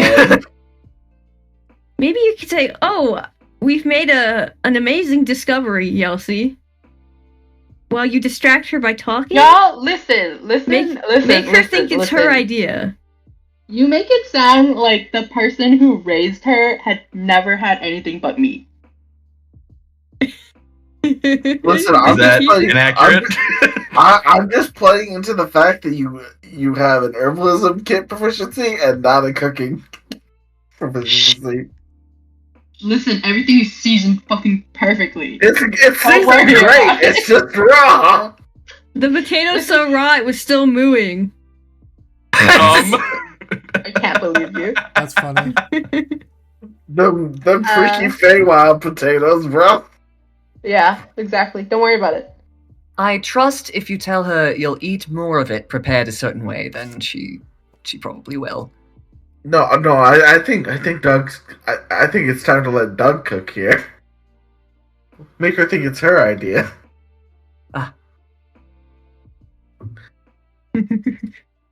Well, I'm glad to have gotten her out of her room at least.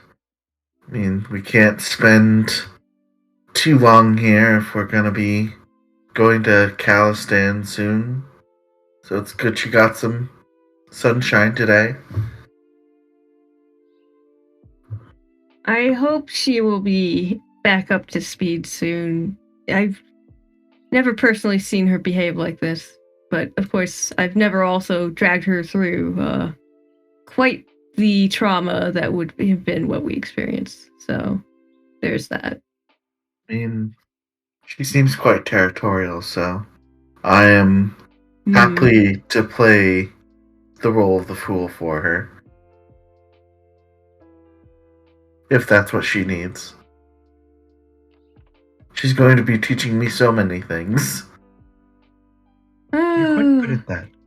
That's very sweet. But anyways, I hope you gentlemen all have a good night. I haven't seen Sophia today. Isn't she working on the arm? Yes, I believe that's what she'll be doing.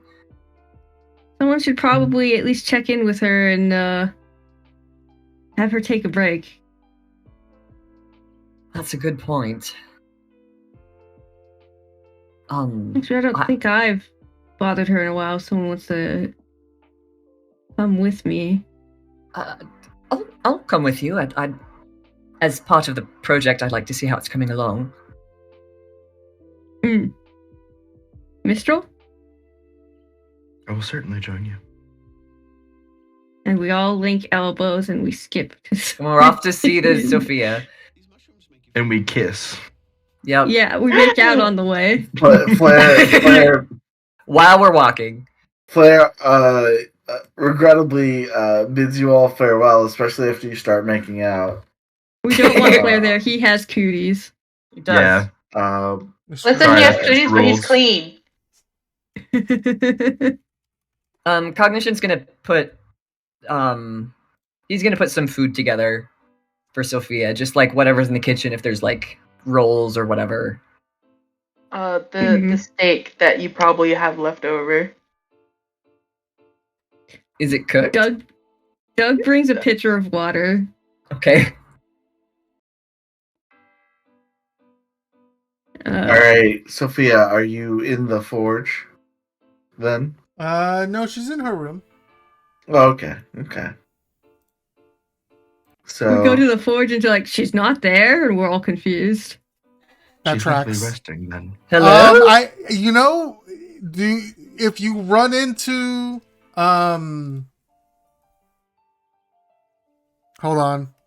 I'm having a brain fart. Give me a second. Okay. Never. No seconds. If you run into Not Kane, you can ask her. I'm sorry, could you repeat that? If you run into Kane, you can ask that. Mike, do we run into Kane? Here, what does Kane say, Gabe? She and Sophia did some cooking in the kitchen, and the last she saw, she was in her room. Oh, okay. So actually, when you guys don't see her in the forge, you guys sort of are returning back to the kitchen, and Kane sort of looks up from her own sort of like desk area in the library. Like she's had like a neighboring like desk colony to Doug as they're both like researching separate things. She looks up and says, "Oh, hello, gentlemen. What do you seem to be looking for something?" Yes, we were trying to locate Sophia if you happen to have seen her. She was not in the forge, which was where we had previously assumed. Oh, we had done some lovely baking earlier, and as far as I know, she's in her room. Forging bread, I see. Okay. I believe it's referred to as baking. I'm making a joke. I Kane does I see. have an appropriate chuckle for that. I don't need your pity chuckles. No, it wasn't a pity chuckle. It was. We Okay. should make our way to her room. On task. Thank you, Miss Kane. Of course, Curt Mr. nod. Worm. Returns the curt nod. Bro, you're Mr. Worm. You got that worm in That's you. Dr. Worm to you. I can't believe she didn't call him doctor. Yeah, what the fuck? She is not his gonna medical argue with Kanye superior. about that. She is his medical superior. He should still call her doctor if he's a doctor. Is she a doctor? Yes. Okay, then he should also call her Dr. Kane. But Well, no, we did, it's so- Miss Kane and Mr. Worm. It's fine. How dare you, Michael? I think everyone's making a huge deal out of nothing. Especially since neither of them are practicing as doctors at the moment. Yeah, well, they don't need to practice. They're perfect every time. Yeah, it's so true. Kane's the best fucking doctor you'll ever see because he can bring people back to life. So can Doug, kinda. Yeah, Doug brought a lot of people back to life. It just fucked everything up. It just wasn't what most people consider life. Sophia can bring people back to life. He did it correctly for a little bit, and then it went wrong. Within a minute of them dying. Yeah, well, Kane's a bit more experienced than you. But anyways, you guys head up to sort of like I would say like it's like an entire hallway like dedicated to like your squad. Like so one of the lights is on. I think that one would be Sophia's room. Mm-hmm.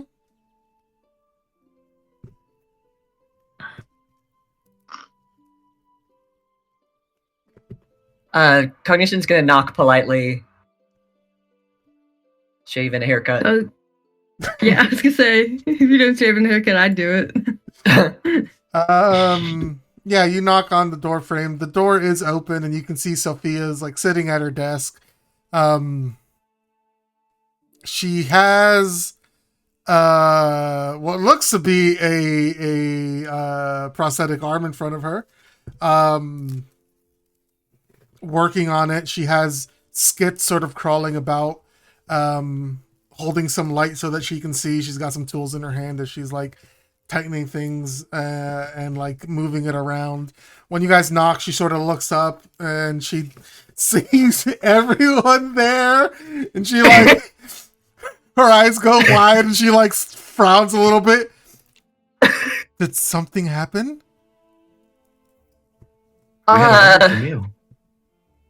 We're doing what is referred to as checking in. Oh. And she like relaxes. Okay. I'm fine. I'm just working on our prototype. Could I see? Oh yes, of course. I trust the progress has been fruitful. I believe so. I used some magic to make a basic prototype out of just iron, just to make sure that it would work. Obviously, come take a look, Cog. With pleasure. He comes over. He sets down some food on whatever empty space there might happen to be on the desk. There's none. You can like put it on top of like a stack of papers or something. Okay. Yeah, he'll awkwardly set it on a stack of papers. And then look at this project that they have been working on together. His eyes light up. It's like he's looking at a master sculpture at a museum. He's just admiring it. He says, "May I?" Absolutely. Wonderful. Is the pots? Can we move them, or do they still require adjustment? Yeah. He checks the range of motion, and he's just so happy. I'm looking. He's so happy with this. This is the spell that she used, just so you all can see it. Okay.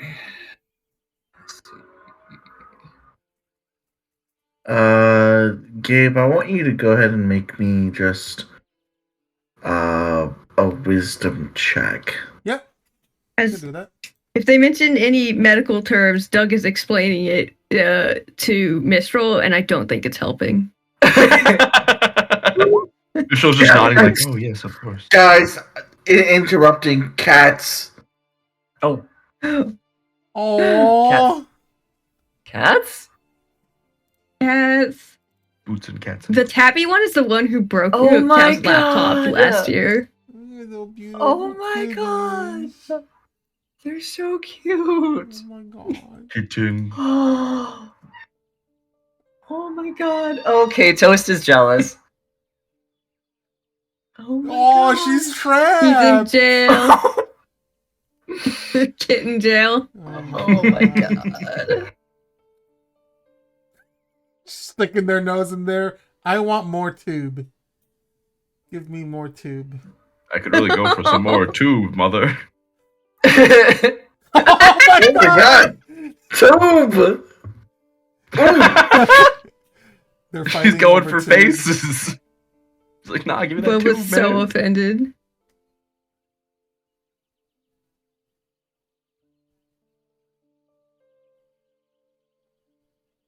Oh, Cal, you're muted if you've been talking. The paw. Oh god. I'm sorry for anyone watching this VOD. You cannot see this majesty. I know. What? They're fighting. Did you hear him squeak? Hold on. Okay, Boba's little jump back.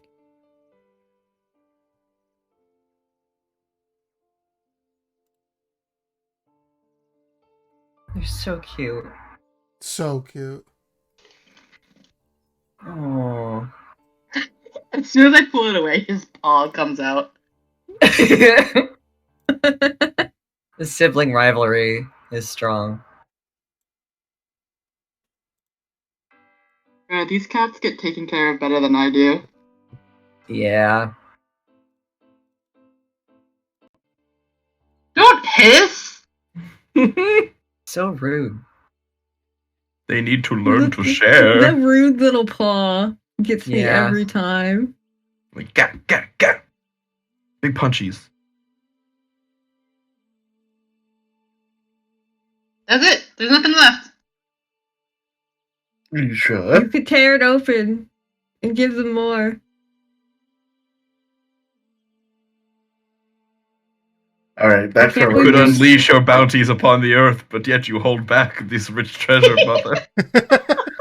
Alright, back to our regularly scheduled Why programming. must you starve Yes, us? that was lovely.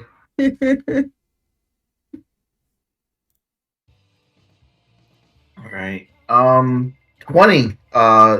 It is a magnificent prototype. Very close to what you guys were hoping for the final product. I would say it. So, if you don't mind me taking some Go for it. leeway with describing this, it looks as if it's all not quite made of one piece, but the way it's been manufactured, everything fits together much better and closely than anything would fit if it had been like forged and put together. And there's also this very light filigree pattern all over it. It's not quite like actual filigree, so it's not like fully hollow or anything like that. But It's got this filigree pattern on top of everything.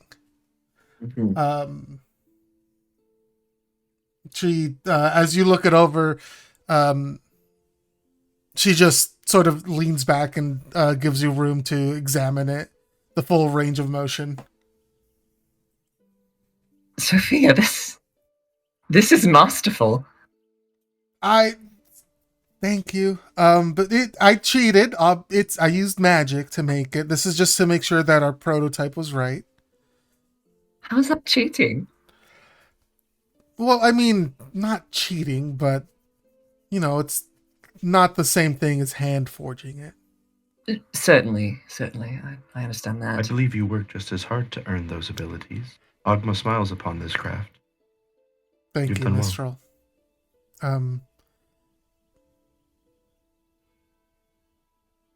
Now he's examining like the socket and mumbling about how it'll like fit onto the bone and stuff. He seems very pleased with it.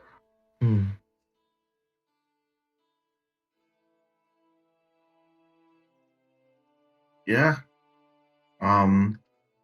Very masterfully done. Good job. And actually, I think, Gabe, with this, you can go ahead and mark that inspiration note on your sheet. Mm-hmm. Okay. Get inspiration? Just, it's like Nice. you can re-roll a Yeah. roll. Hell yeah. If anything is worthy, I think this is pretty fucking cool. Yeah. So, Cognition's gonna show it to Doug. Yeah, as you show it to Doug, she'll like look at the group. Any reason for this checkup? Well, we finally. Doug's like looking, inspecting the arm as he talks to him. He puts a little magic into it. And I think it does a little bit of movement. Huh. We finally got Yelsi out, and so. Well, I wouldn't say Flair did, I believe. Quite a charmer, that one. Very charismatic. Yes.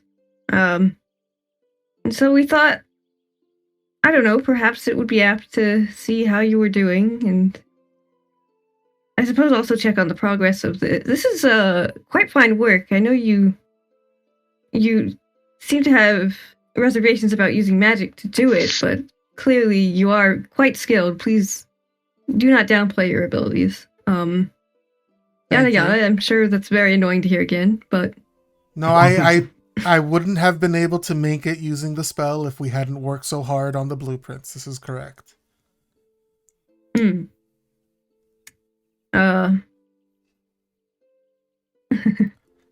I did get you a pitcher of water, but I might be just fussing over nothing.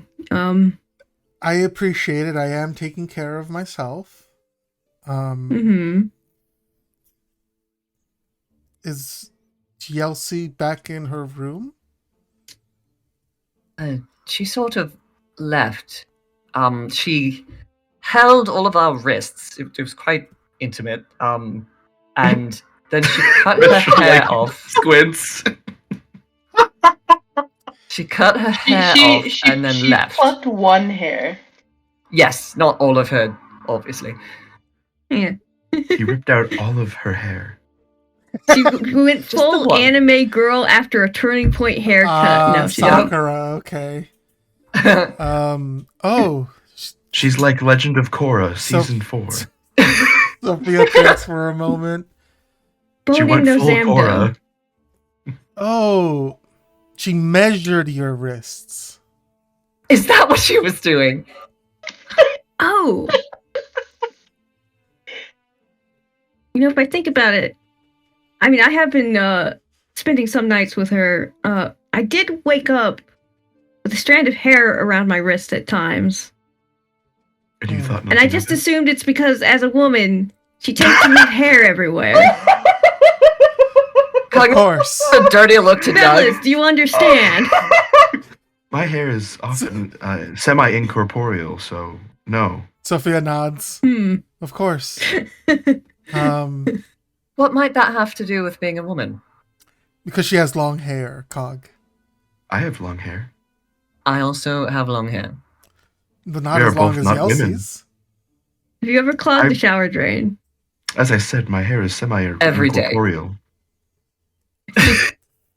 I love how Snippy Cog has gotten why is it a woman thing? I love Why are you saying this? I love that Cog is getting feminist about this, and Sophia's like, it's fine. I mean, that's true. Yeah. Totally. Also, I don't know how long Yelsie's hair is, but I feel like Mishra is at least competing for longest hair. Yelsie has very long hair. Yeah, Yelsie's hair goes past her butt. Oh, okay. Yeah, Yelsie has super long hair. I don't know how we would stretch out Mistral's hair to measure, but Obviously figure it you out. can't measure it. It's the Mr. air, hair so gets it's caught in the door immeasurable. one day and he just keeps going through the house He unspools like a ball of yarn. Rapunzel ass motherfucker. like a sweater. I don't think you've been listening. My hair is semi-incorporeal. I imagine it would pass through the door at some point, especially closer to the ends. The roots are where it's most solid. We have very different hair experiences between a lot of us, but the point is sometimes when you have hair, it falls out, as the hair naturally does, and that was my assumption. Was it Anyways. knotted around your wrist? As Yes, you the guys, hair also. This is a conversation that goes on too long. as you guys are having Right. this conversation, Sophia's like getting up and she's grabbing something. You see, she actually grabs like this little. She's got like this little wrapped package. It looks like with like tea towels. And she says, "Well, I appreciate all of you visiting.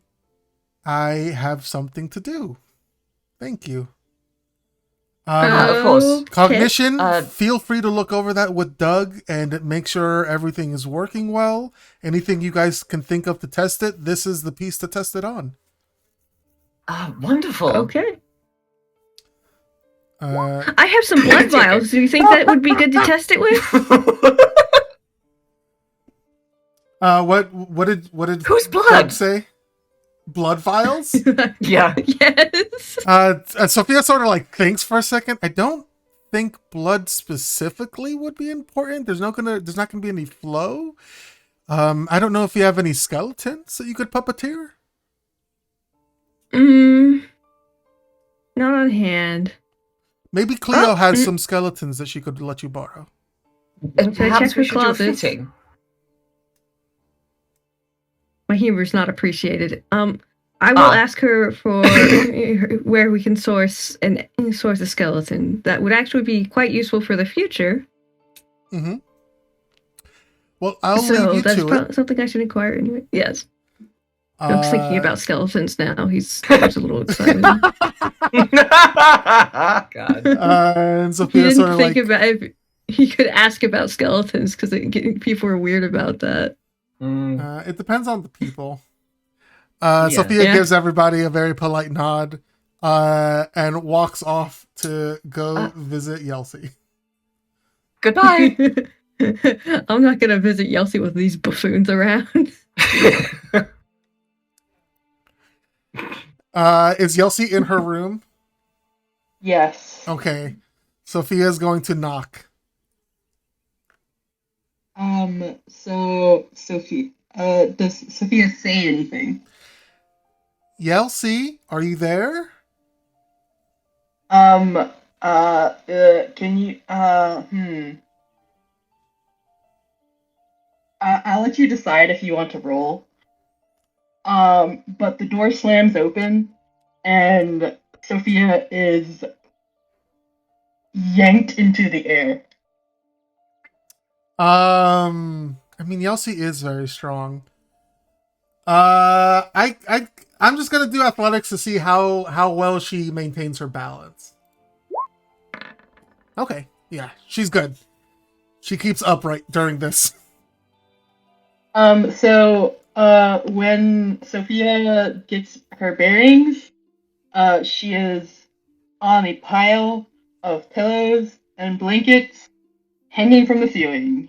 It's Gotcha. like a little hammock cocoon. And Love to see it. Yelsey's eyes are sparkling, and she's not let go of Sophia yet. Sophia smiles. Is she hugging Sophia? Yes. Okay, Sophia will give her a very tight hug. She holds her very closely, just like leans her head into Yelsey's. I missed you, Yelsey.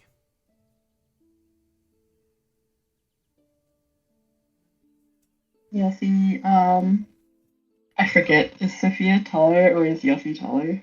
I think Sophia is taller. That's what we decided. Yelsey is short. Comparatively. Sophia is still in the air. Because Sophia is essentially being half held, half hugged. Like Yelsey has not decided to completely let go yet.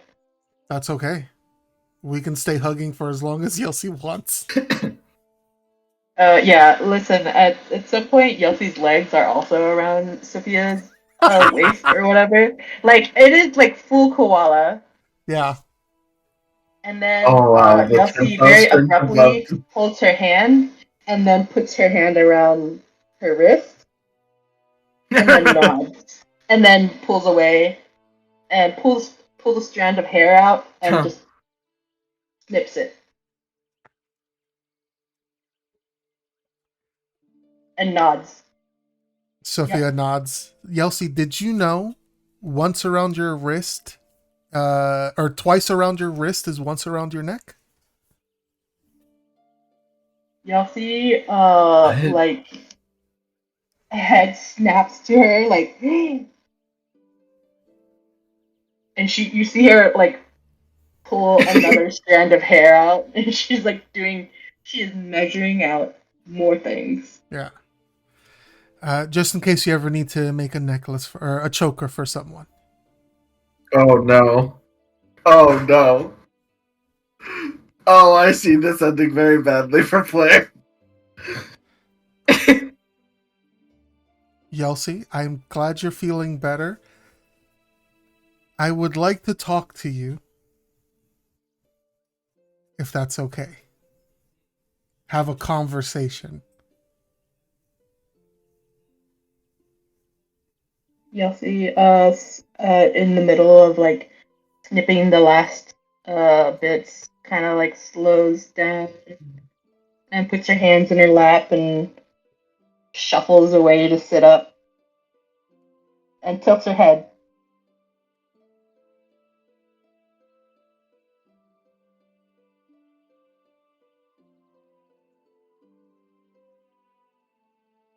I know we all had our different reactions to what happened. And it wasn't easy for any of us, and it's still not easy. I'm glad that, we're doing better.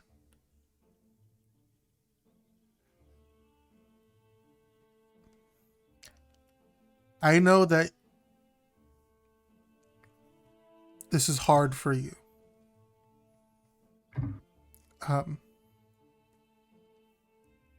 And I wasn't expecting it to be as hard for me as it was.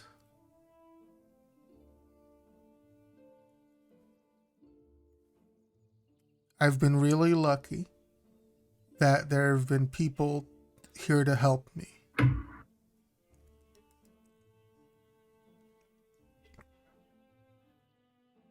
But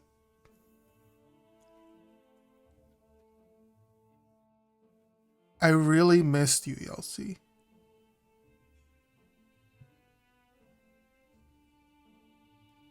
And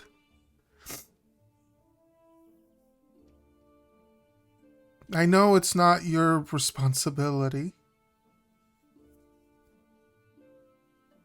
but I really wish that you had been there so that we could have helped each other with this.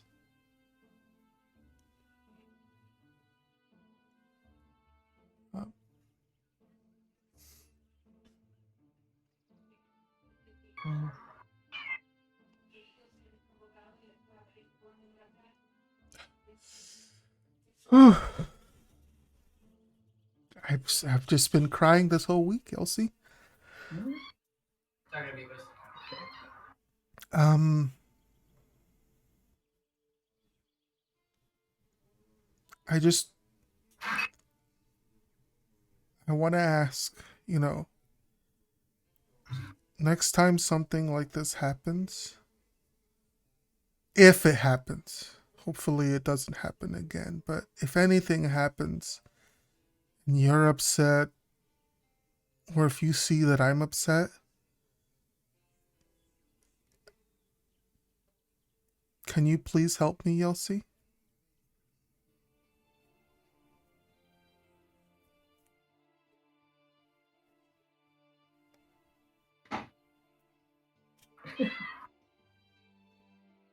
Yeah. So is Sophia tearing up during She this? is. Yelsi looks very openly uncomfortable.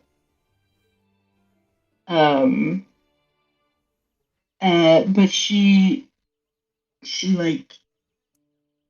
looks very stiff, but eventually she reaches out with two hands and holds Sophia's shoulders, and then another two hands holds her cheeks, and then another two hands pulls her in for a hug.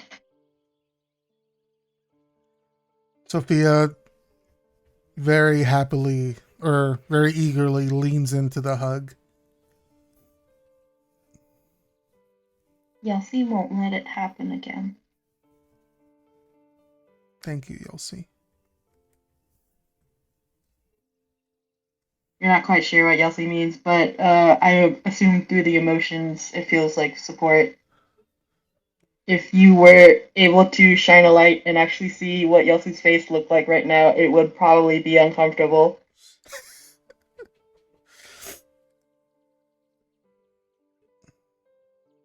I don't know if you want an insight for her tone. I can. Or if she would be too emotionally charged. That's a 22. Yelsi doesn't sound. Yelsi sounds sincere, but maybe not quite as sincere for this conversation. Gotcha. Like, she's not lying, but she's not. Maybe not on the same emotional wavelength. Mm-hmm. Sophia will continue to let Yelsi hug her. And she'll continue speaking. Yelsi, I know you're really strong, and that what you're gonna do is make sure no one ever gets taken from us again. And I know that you're strong and you're going to be able to do that, but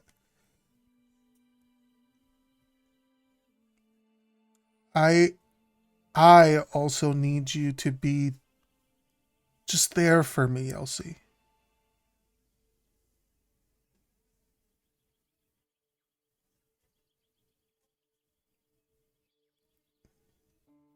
So you can hug me like this and hold me.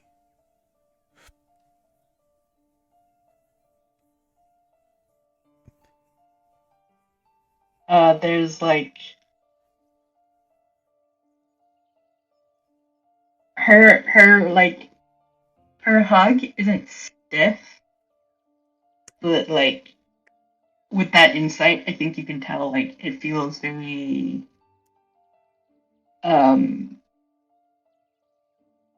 controlled.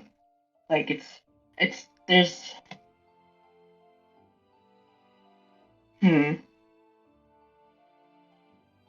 Yelphy just pats her on the back 3 times. Does this help? It does, Yelsi.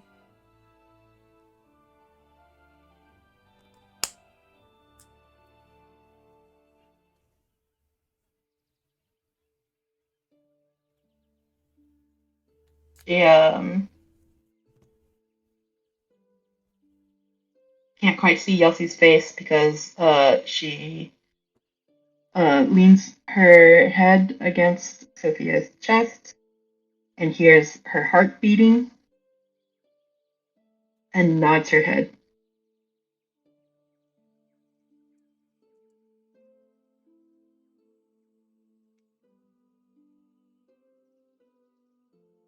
Yelsie takes care of Yelsie's.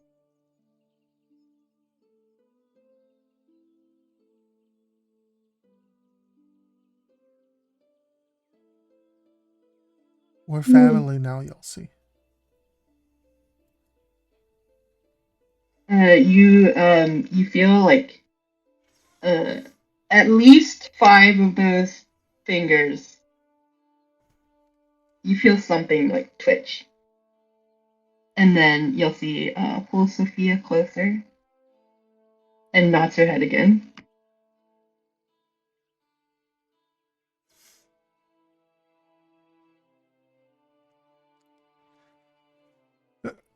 Okay.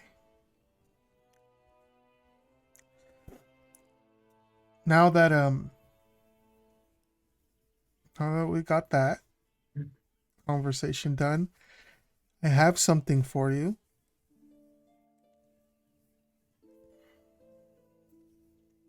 Kane helped me make it.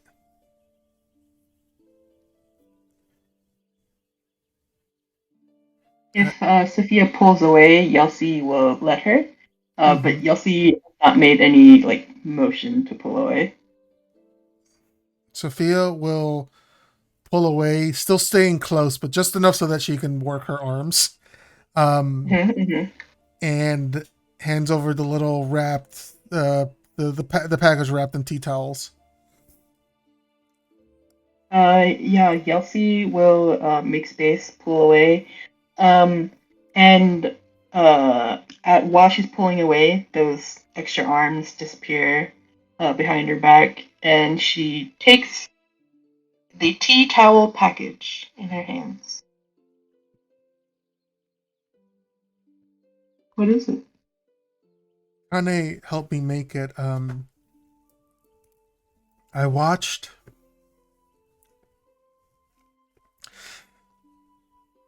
Rusa, make breakfast a lot of times, and I helped her sometimes. I'm not the best baker, but with Kane's help, I was able to try and get as close to Rusa's recipe as I could. And as Yelsi opens it up, there are a few of the breakfast scones that Rusa used to make. Stop, I'm gonna throw up.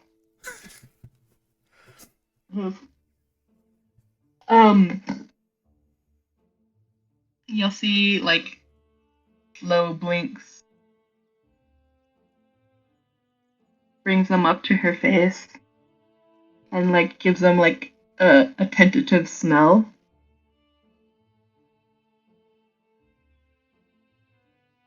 And then lets her hands fall back to her lap. She just stares at them.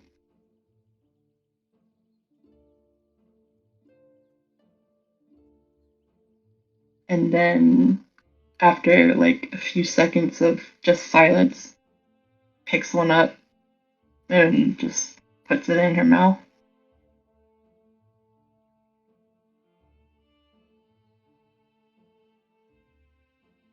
It's yummy.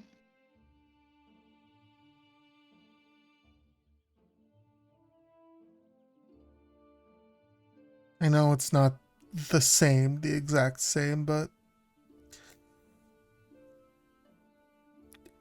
it should hold you over until we can get her back and she can make them for you again, okay?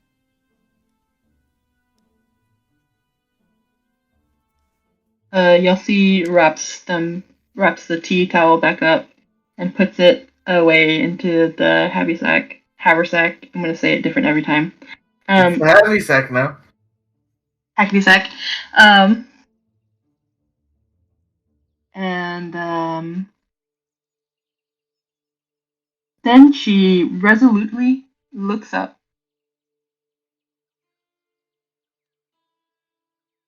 and pats Sophia on the head.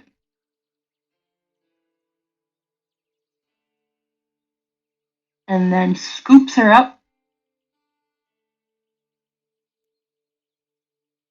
All the while doing this, she's like patting her head.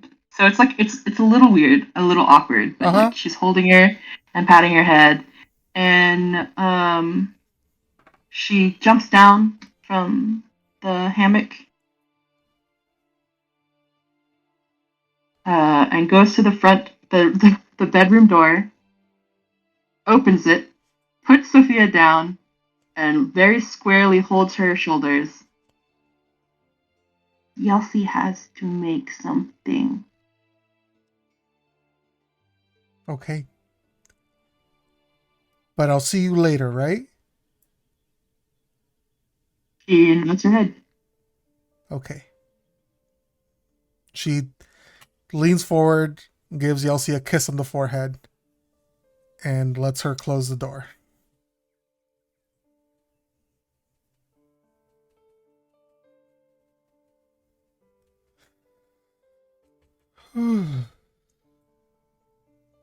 Okay.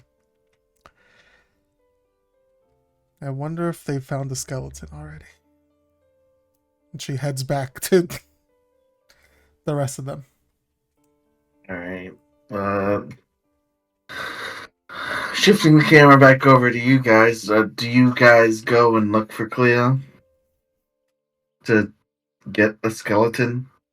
Oh, I was thinking that we're I would. in the trophy hall looking at various deer heads. Like, surely she must have a skeleton, right? I was thinking And that you're like- Mistral like took off into the wilderness to like find an animal skeleton. It needs to be a humanoid skeleton. What are you talking Mistral about? wasn't told that. Doug's like, well, if you get a little creative, sometimes the magic forgets a little bit. So if you have like a deer bone or two in there, you know, when you're If missing you a do couple some other shoddy bones, taxidermy. but it has to be a certain percentage, you see. Otherwise, the magic figures it out.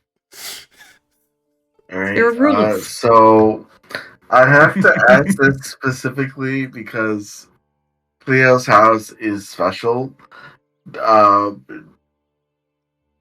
You know what? No, if you like are passing out of your way to leave, one of the servants does pass you like a small slip of paper for you to get back in to Cleo's manor. Oh, thank you. If you're heading out, sir. Just for a moment, I'm looking for supplemental supplies. Of course, of course. Just you'll need that to get back in. I appreciate it. Thank you. I won't be gone long. Just long enough to see if I have can't to wait find for the the cart to hit a bones. deer. Or a deer to hit a cart. Either way. And I smile like that was a joke, and then I walk away. The manservant just seems confused, but goes about his business. Why do they Mitchell think fully believes he told a really good joke and then went off into the Why do they outside. think we're in a cart? But yeah, you emerge onto the streets of Mithorn, which, I think if it's after all this has happened, it's like the like early evening hours. Like it's a lot quieter. Like really quiet. Like people are like probably like already in their homes instead of like enjoying the nightlife. Mm-hmm. The streets are oddly empty. Not like there's no one living here, but just like ever since the events, like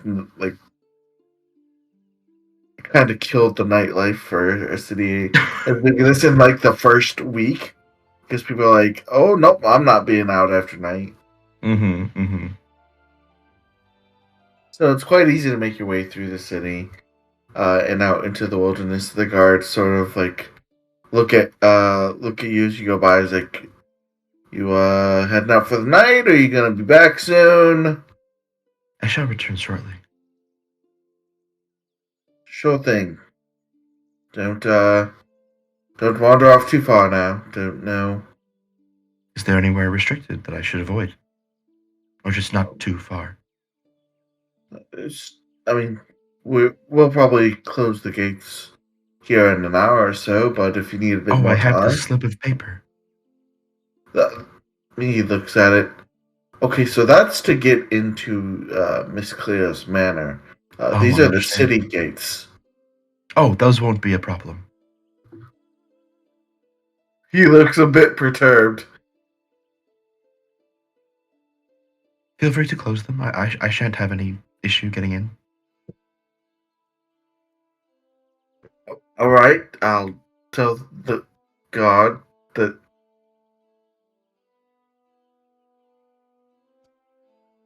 Carry on, sir. I will. Thank you. The other guy's looking at him like. The other guy like just comes and whispers like should we talk about the fact that the guards the gate doesn't stop people? Do I hear him say that? No, like I'm pretty sure you're determined to go and do something, so you're like already on your way, right? There's like a hushed conversation. Yeah, I know. I just got a high passive perception is all. Sure, you hear mention just like what good's a gate if it doesn't stop people from going in and out? Mistral is like walking off on his own and just kind of pauses to himself under his breath. I always thought it was the image of it. Gate's a gate, but anyone can buy. Oh well. Keeps walking. Make a survival check. That's not one, baby. Let's die out here. Okay, 18. It takes a while, not because you're bad at finding skeletons, but because wilderness is, distinctly a bit of a trek away from the city. But you do find the deer skeleton. I'd say takes you about 20 minutes of searching. So all things told, you're out there about an hour and a half. Okay. Yeah, can I cast levitate on a dead skeleton? Is that a thing I can do? You can cast levitate on yourself. But then I would have no weight to me, and I would just be held down by the weight of the skeleton. Would you consider a deer skeleton a loose object of my choice? Yes. Okay, I can cast levitate on it then. So I'll tie a bit of rope to it and then float it home like a balloon. Alright, so how do you get in through the gate? I was kind of planning to cast levitate on myself. I guess I'll climb. That's good old fashioned climbing. If anything, I could use the skeleton as like a grappling hook sort of deal, where I levitate it over the wall and then use the rope I've attached to it as like a pole. Get the ribs sort of to hook onto something on the top. How are you managing to do that? I float it up, and I get it. I don't have a good visual of what this gate and or a wall looks like, but I imagine if grappling hooks work, then some kind of curved rib situation. Think of like your standard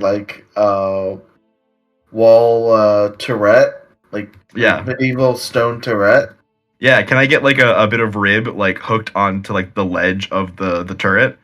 Like an arrow slot or like a wall, like the edge of the wall or something. So it has no weight to it, right?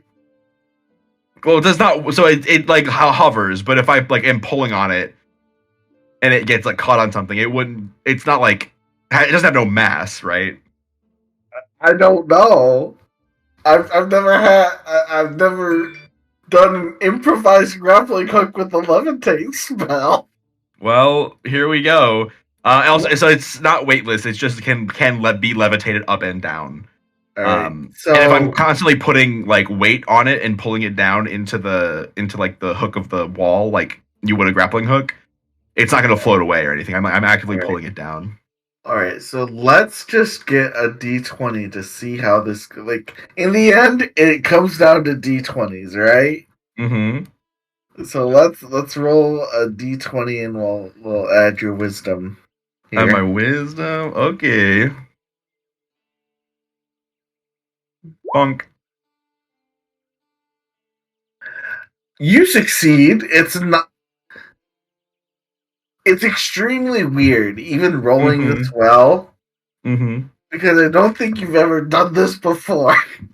But I am extremely skilled at puppeting and piloting things from a distance with my wind and magic, a la my origami swarm. I will grant you that. Origami and a whole deer skeleton are completely different things. You'd be surprised. I'm not surprised because origami and deer skeletons are completely different things. You'd be surprised because all I'm saying. Like I'm saying, it works. Yeah. And I think as you're scaling the wall, like a guard like walks past the window and just looks at you. I wave at him. It just so happens to be the same guard where you said like the gate wasn't a problem, and I think he just turns around and walks away. I like tilt my head to the side and squint. My wave not returned. I hope he's all right. Seems to be in a bad mood. And I keep climbing. But yeah, eventually you do make it back to Cleo's Manor. If the streets were quiet before, they are just dead quiet now. Mm-hmm. Ever so often you just see like the glow of a torch of a guard patrolling. I mean, you're not like trying to hide. You're balloon floating a deer skeleton. Not at all. This is totally fine. I think. Roll me a D100 real quick. I love ominous D100s. Okay. You are... Just check my notes here. Nope, nothing happens. Wonderful. You have a completely normal stroll back to the manor. That's what I love to hear. In the meantime, Doug and Cog, are you doing anything? Cog has listened to Doug talk way too long about skeletons on the way to Cleo's, I think. Hell yeah. So, I mean, I guess that's up to Say. Say, are you there? Yes, I'm here. Sorry, I was muted. All right. You've had an extended conversation about skeletons with Doug. Yes. And now you're outside Riveting. Cleo's room? Question mark. Yeah, I'm cool with that. Yeah. While Doug is talking about the bones, he's been asking about like the best ways to like connect the muscles and how should we blend the blood vessels into magic channels, blah blah blah. So they've been having a discussion. Yeah. They've been talking Surprisingly at each other. lively. Yeah. Yeah. Somewhat bonding over it, somewhat sailing past each other. Yeah. Hold on, I've got a cat meowing at my door. Oh. And that's the cat's meow. But We should probably get to Cleo. And he knocks on the door. Miss Yes. Cleo. There's a few moments before Cleo, much more put together than the first couple of days, answers the door. Good evening, gentlemen. Good evening. I hope you're doing well. See, you've rested. I have. Thank you, Mr. Mariner. Wonderful. Dr. Worm, cognition. To what do I owe this honor? Cognition just holds out the prosthetic, like with a ta-da kind of look. She looks at it and probably for the first time since she got back, there's a soft smile on her lips. This is very sweet. She looks at it, may I? By all means, yes. This is just a prototype, obviously. This one's made of iron, so it'll be differently weighted and such, but Sophia did a wonderful job. She looks at you guys and sort of opens the door wider so you can come in. You can see that surprisingly, Doug's little research fort has nothing on Cleo's desk. Ooh. There are just like stacks of books, like 15 high. Some are like floating. There's just like her desk is just like a fortress of solitude, with just like books and every which way. She sort of clears her throat and waves her hand with the prosthetic as the books all sort themselves away. Pardon me. Not at all. In very short order, the desk is cleared, and she sort of lays the prosthetic on the desk and sits there and looks at it. Just sort of inspects it a bit. You said this was a prototype? Yes. The intention is for the actual version to be made of out of character. This is what was it? Mithril? Is that what it's called? Yes. Yeah. Okay. Enchanted mithril. Yeah. And Q has offered his help with regards to that, so I think it should come out beautifully. This is quite nice.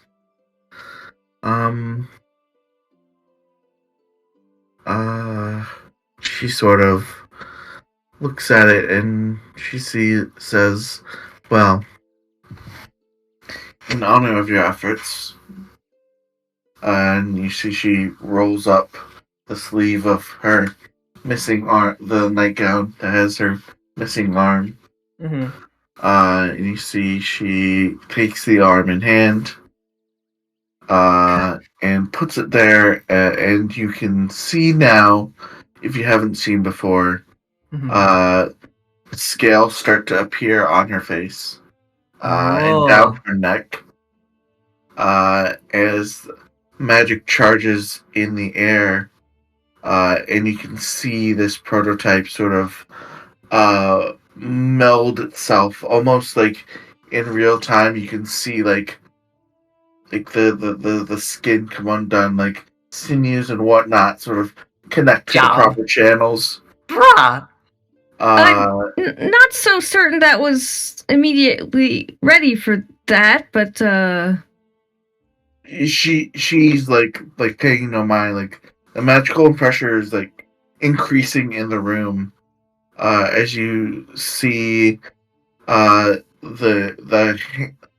hand on the arm she still has becomes even more draconic, and in the next of the briefest moments, the magic is dismissed, and it seems to be somewhat like magically grafted onto her arm, and she sort of moves it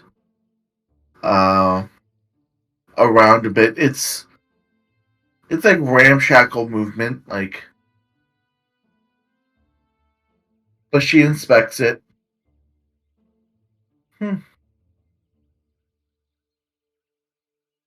This is very weird, but it seems to work.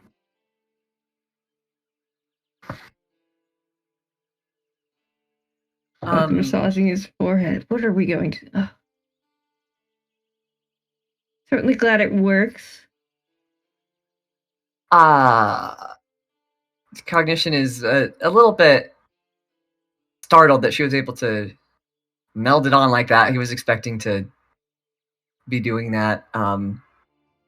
So he pauses for a minute and he says, well, how about the available range of motion? Is there anything special that you need for spell casting?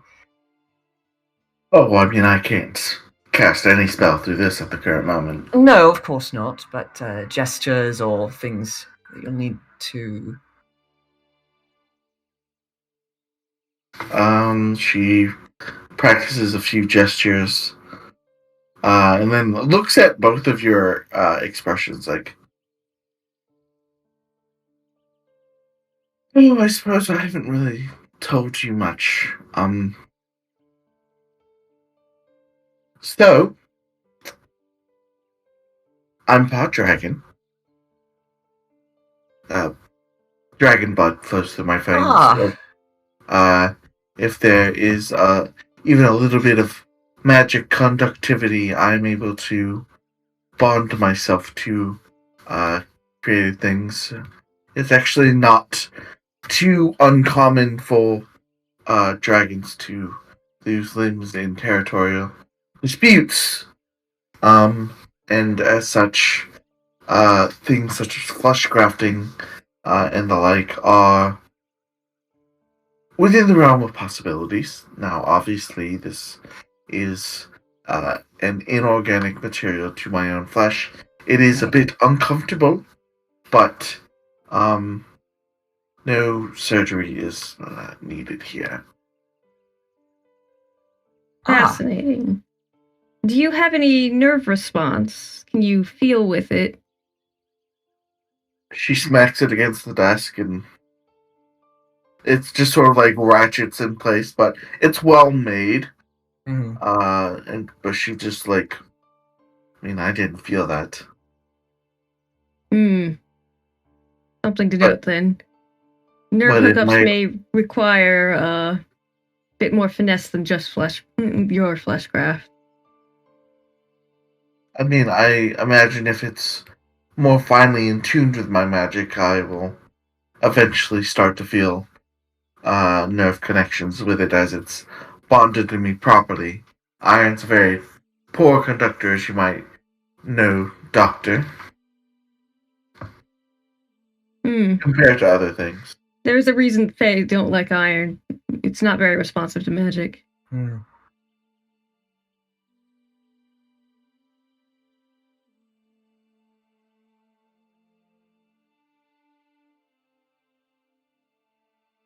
Right, well, if you don't mind me butting in, suppose I'm happy you have an arm again, though. Bit foolhardy to just take a prototype into yourself so quickly. Grumble, grumble, grumble, grumble, grumble. I was going to make the possibly odd question. Do you have a skeleton to spare? We're going to be traveling, and it could be quite useful as a necromancer to have a skeleton that I do not have to source myself. What type of skeleton are you wishing for, Doctor? Like, for necromantic purposes? Necromantic purposes, yes. You Humanoid, need more than one? particularly. More than one would be wonderful. How sturdy would you like them?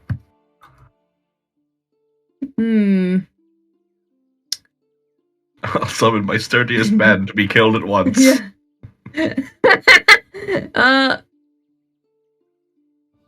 Considering what we're facing, I would like something quite sturdy. Well, as a show of good faith, I will contact my associate over at the academy to send over some 3 somewhat magically strengthened skeletons. That would be I'm sure extremely he will appreciated. be pleased that I'm taking him up on his offer to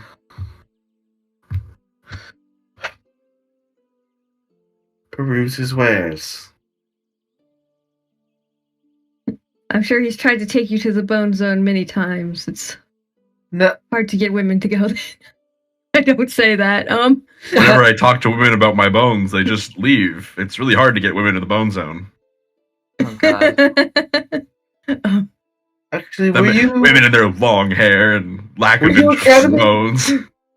Were you academy taught, Dr. Worm? You what me taught? Were you academy taught? Or yes, the same academy Kane taught at. Oh no, you mean the magic one? I apologize.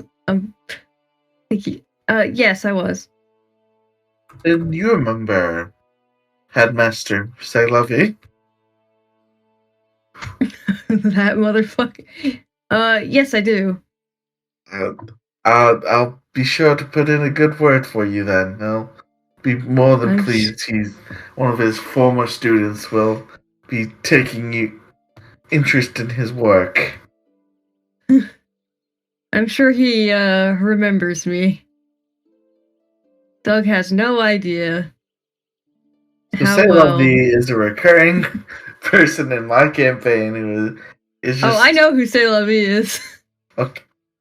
Okay. I remember. I don't. He is Go on, Mike.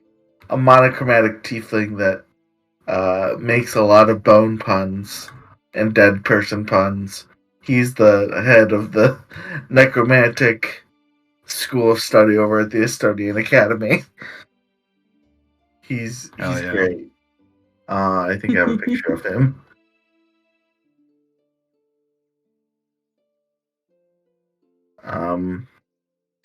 But yes, I will arrange for that to be done. Now, is it skeletons in particular, or do you want a cadaver or two? Audition, would you like a cadaver? Would that interest you? If I get a cadaver for the table, will you share? Yeah. I don't particularly have a work-related need for a cadaver, but I do always enjoy a good dissection. No, I see what you're saying. What sort of I don't think we have a cadaver? pertinent use for one, sadly. Or I suppose I was- Consider gratuitously. one. I more meant for because you're a necromancer, of course. Ah, You just want to raise skeletons, or did you want like a zombie? Sometimes I find the flesh gets in the way. But zombies are a fair bit, you know. They can take more of a hit. True. Hera Hark Nonagesimus ass. This is me not actually knowing enough about like the differences of necromancer minions because this is my first time playing one. So You got skeletons, you got zombies. The zombies have a little more health, a little more hit. Skeletons got long range attacks. And I think a higher AC, but they're vulnerable to bludgeoning damage. oh, we knocked that boy up. He xylophones into it. He xylophones into 1,000 pieces. Yeah, I would. I think like a cadaver or two. All right. I suppose I can also offer you just a cadaver you can test on. I suppose.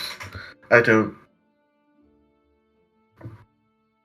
mean to tell you what you can and can't use them for. I'm sure Sailor doesn't really care what they're used for. They do, as once you go to wizard school, make you immediately take an ethics course. It's very rigorous. All of those. So. Oh, I Okay. assure you, most wizards do. However, I do have a basic understanding of what I should not do in polite society. Adventuring is not polite society, Dr. Worm. I'm sure you know that. Yes.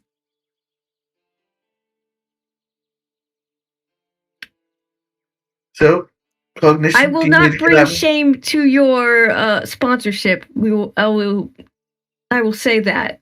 Does that suffice? I'll be super normal about it.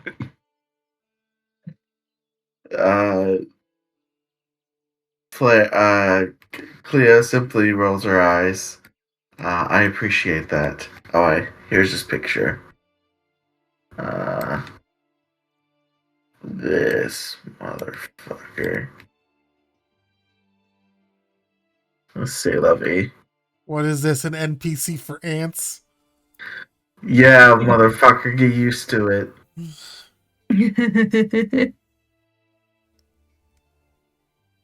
He is a tiefling. Tief. She writes something down on a piece of paper and very quickly like seals it up, puts a wax seal on it. Well, as thanks for this prototype, the range of motion is at least good for writing and stamping. But I suppose you might want it back. Yes. You do look like you have quite a bit of stamping and writing to do. He side glances her desk.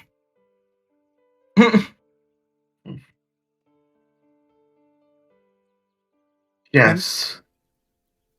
Can Sophia show up? Yep. She's like looking around for where Doug and Cognition went off to, and sees them in Where'd here. my prototype go? There you are. Oh, hello, Cleo. And then she like looks at the arm in Cleo's arm. She like stops. I didn't do it. Guess that's one way to make sure it's tested. Oh, I was about to give it back. Oh, good evening, Sophia. Wait, good evening, but I mean, if we're trying to test it, wait, and she like looks at Cog. How fast were you able to implant it? That wasn't my doing. We had no involvement with that. Oh, Sophia, as you're looking at Cleo, like she's definitely a lot more dragony than you're used to her being. Oh, okay. Well, I mean, we wanted to test it on like a skeleton or something to make sure it would fit well and the range of motion was well, but if you can just wear it, then we don't really need that anymore. Right. She looks to Doug. Should I cancel one of the skeletons then? No, you should add another skeleton, actually. Buy one for yourself. All right, she adds. Always good to another have a spare skeleton around. What if you have to do a child science demonstration? What if you find an empty closet? Yeah. Well, Okay. Well, Cleo, I will ask that you make note of any changes that you have with your movement for your arm, any fine motor skill issues. Yes, please do. If it gets caught, Cog, you were talking about it being caught on clothing, I remembered. Seeing if it gets caught on anything that you might put on. Yes. If it pinches anywhere, just any and all notes that you have about it.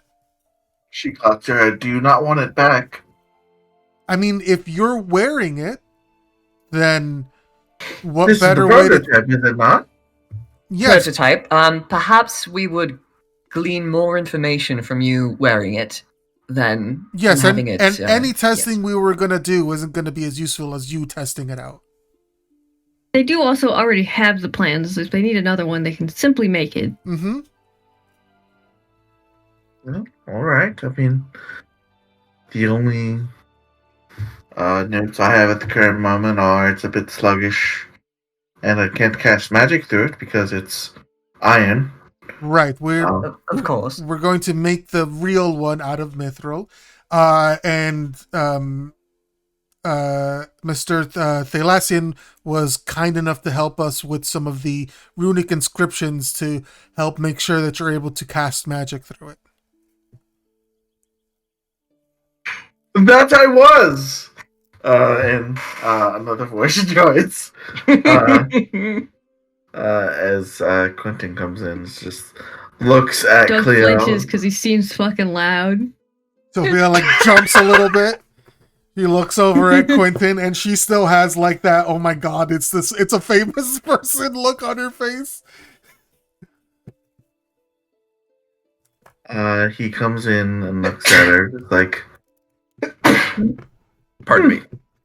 he just like comes over and like holds up her arm, just like inspects it, just like, huh, this is some pretty good work for a prototype. You know, Sophia, I think you have a real knack for this. She blushes. Thank you very much. I might need to consider making you an apprentice. I am incredibly flattered by that. And like just all the meanwhile, he's just like completely invading Cleo's personal space, just like testing all the things, and she's just like she's blushing furiously and just letting him. Huh.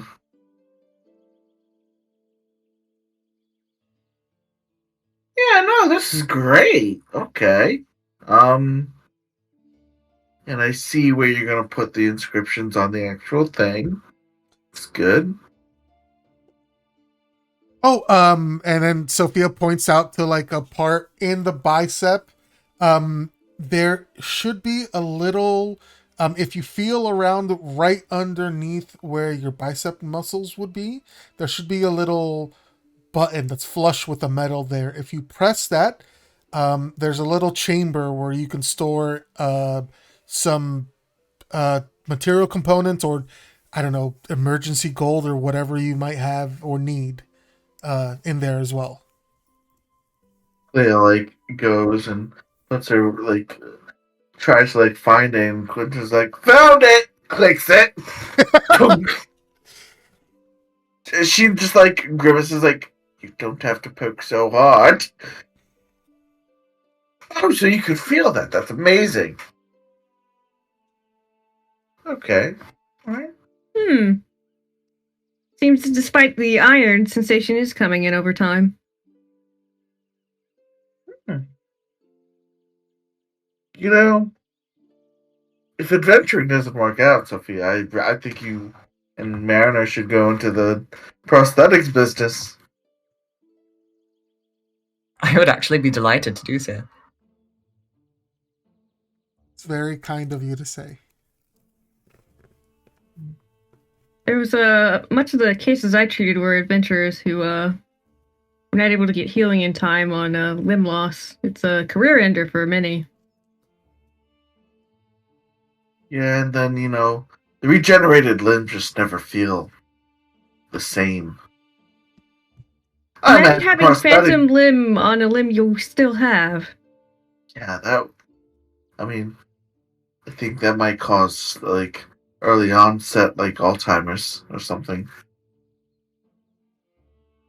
But anyways, Doug not looks annoyed Alzheimer's. because he thinks arthritis. that's not the case. Arthritis.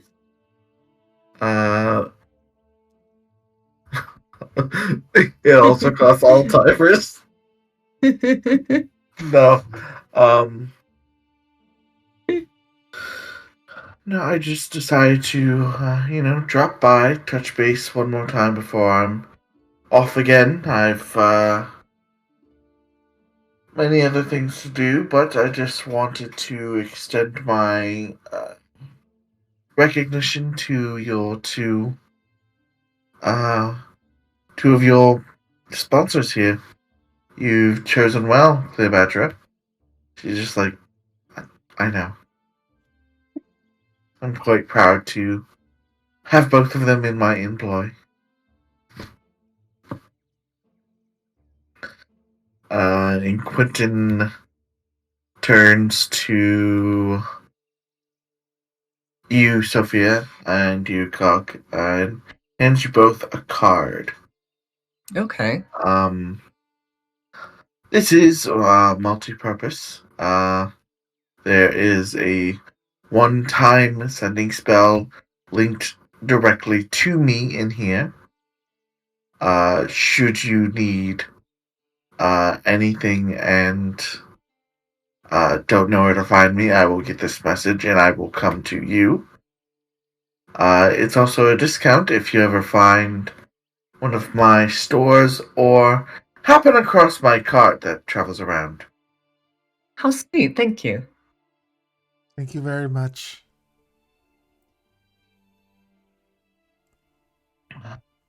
Cleo speaks up.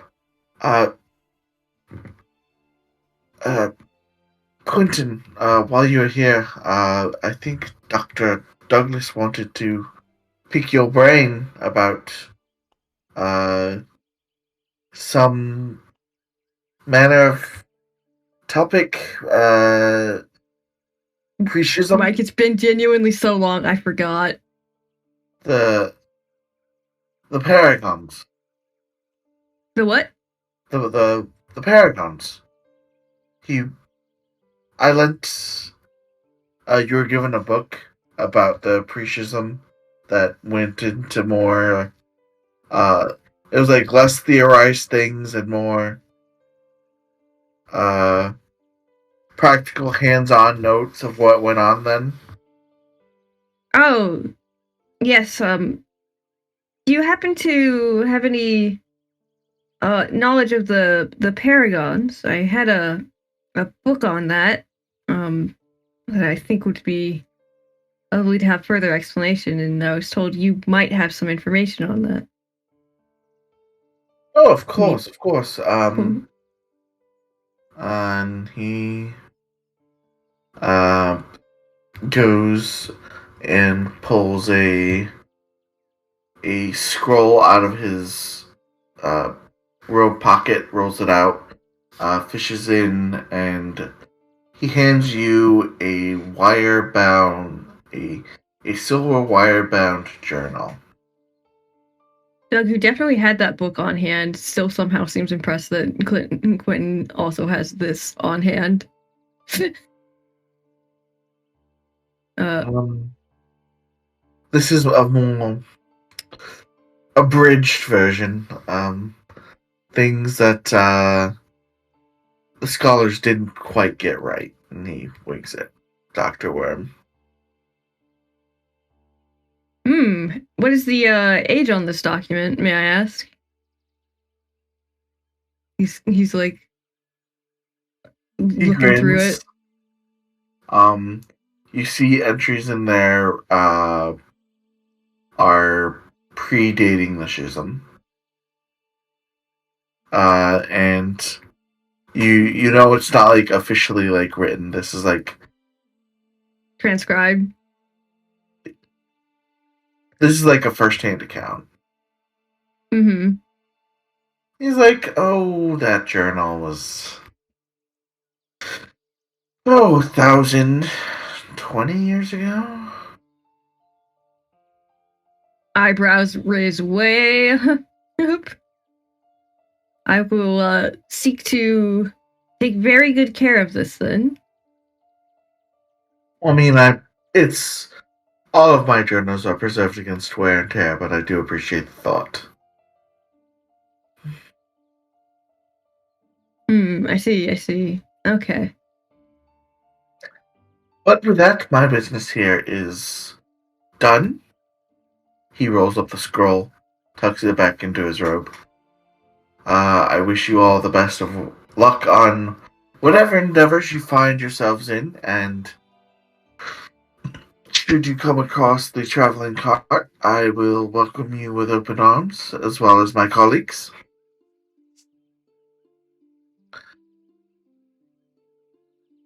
Thank you very much, Quentin. That's kind. Small bow to each of you. He lets Cleo's arm go. She just sort of rolls her eyes at him. Thank you, Mr. Thalison, for your kind words to my sponsors and your offers of aid. You are welcome here anytime. Quentin's like, yeah, I know. And sort of with a small twirl to his cape, he leaves the room just as suddenly as he joined it. Quite the character. Doug's still leafing through this journal. I will get you some passages, Fab. Yeah, write me some things. Give me that lore. But Cleo just sort of looks at each of you, and by this time there is another entrance into the room as Mistral is back with a deer skeleton. Fantastic. I for sure was not planning on walking in with the deer skeleton. Oh, Mistral's back. Rather, drags it by the antlers. rather, while you guys are talking in Cleo's office, you hear a clatter, probably from the courtyard, that is suspiciously xylophonic. That would be that would be my bone order. And then there's a bit of a cool breeze that goes through the room, and a bit of paper finds its way slipping underneath the door and drifting through the room towards Doug. It splats on his face. He's like, and he reads it like, "Oh, my orders here. I have mail." It says, "Birds are circling overhead. Something has died." Something has died. I must be going. Oh my god. I will see you all when I see you all next, I suppose. And he, excited at the prospect of his new skeleton, he guns out. Right. Theo watches him leave, and then looks at the two of you. This is the most excited you have ever seen him. Oh.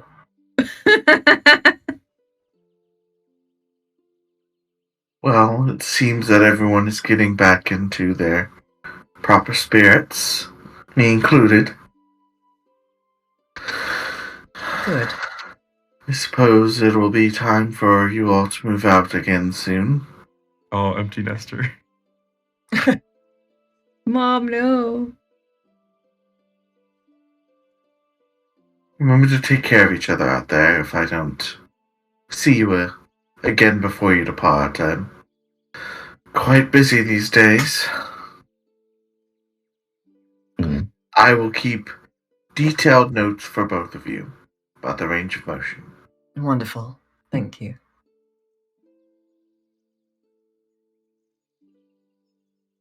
Oh, and can someone just let Herman, the butler, know to just give up on Yelsie's room? Certainly. Poor thing. I think Herman and Yelsie just have this ongoing rivalry of who can keep the Really room funny. clean and who can keep it full of spider webs.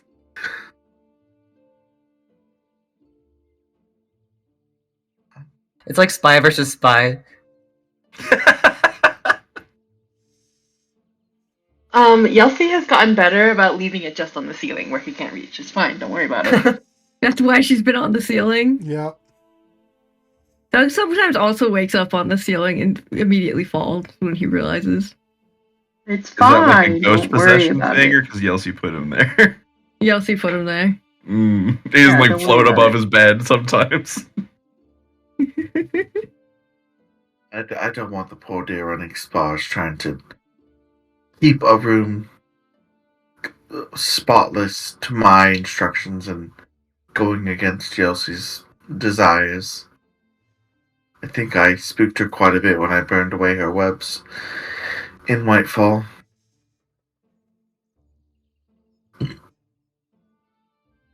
She is fond of those, isn't she? She is. But that is what she likes, and I want her to be nothing but comfortable when she's under my roof.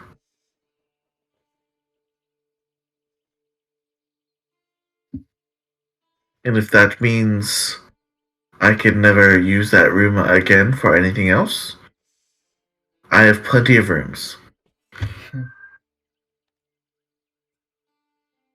Alright. Now I'm going to put this on to the mundane use it can be used for. I wish you both a good night. And again, good luck when you do head out with. Good luck. Right. Well, suppose we'll leave you to it. She nods. Speaking of poor dear. Doug goes outside. Out Oh of no, I should have specified humanoid skeleton. This is a No, we had a whole conversation beautiful about this. It's okay. specimen, but It's okay. We had a whole conversation about this. You said it's like supplemental. It's fine. We're gonna make your 3 skeletons into four. We're gonna trick the magic. we're gonna get some extra bits. We're gonna get some decorations. We can still use it. But Doug does come out into the courtyard to a scene of like the deer skeleton like in the courtyard, like on the ground as if it just had fallen, and there's a little like arrow sticking out of the rib cage, as if it's been killed. And there's a little bit of like a Very whistle cute. from up above, and if you look up, there's like far up and away, you see like this circling shape in the air that is like, oh, birds are circling above. Oh, something's died. Is that My favorite animal. He did remember. And after a little bit of time, you realize that it's not so far away, it's just very small. And coming down from the sky, circling and landing on the ribcage is a little origami vulture. Oh my god.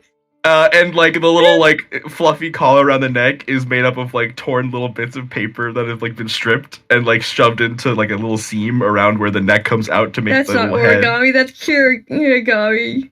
I But did it's my best. still I couldn't. so touching.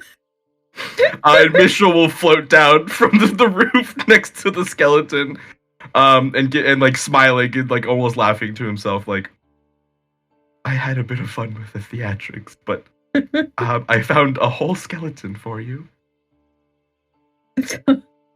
Very. Was it just laying out, or did you clean it yourself? I'm very impressed. I'm not sure. Mike was light on the detail. Something like that. Wow, I can't Anyways, believe dinner will Mistral's be nose venison just starts tonight. bleeding. Unrelated. No, all of Michelle's orifices start bleeding. Oh my god! You can't Wow. invoke the true name of God. But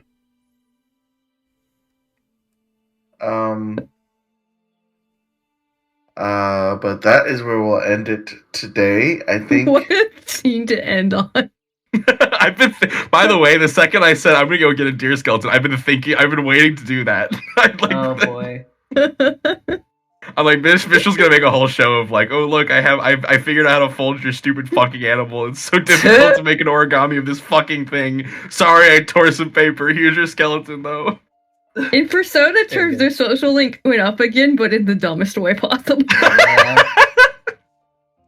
Alright, so I think then unless you guys have more things you want to yap about, we will start Good moment. next session either getting ready to teleport to Calistan or just the day of last minute preparations. Yeah. I think we should teleport to Calistan. Yeah, the only thing I want to do is try to at least make the mithril before we head out. I think Mistral might want a final word with Cleo. I don't think they've gotten the chance to really like talk since Whitefall. And Mistral wants to express his gratitude towards her and just like have a conversation with her before they leave. For sure. I mean, we can definitely schedule that because, I don't know what you guys are doing in 2 weeks, but the day before Thanksgiving might be hard to swing. Oh, that's fair. Yeah. Depending on how much y'all love your families. I ain't doing shit, baby. I should also be free, but we'll see. I have no Don't idea. actually know. Yeah, you guys that live closer to families or are doing things should figure things out. I'm more likely calling out Cal.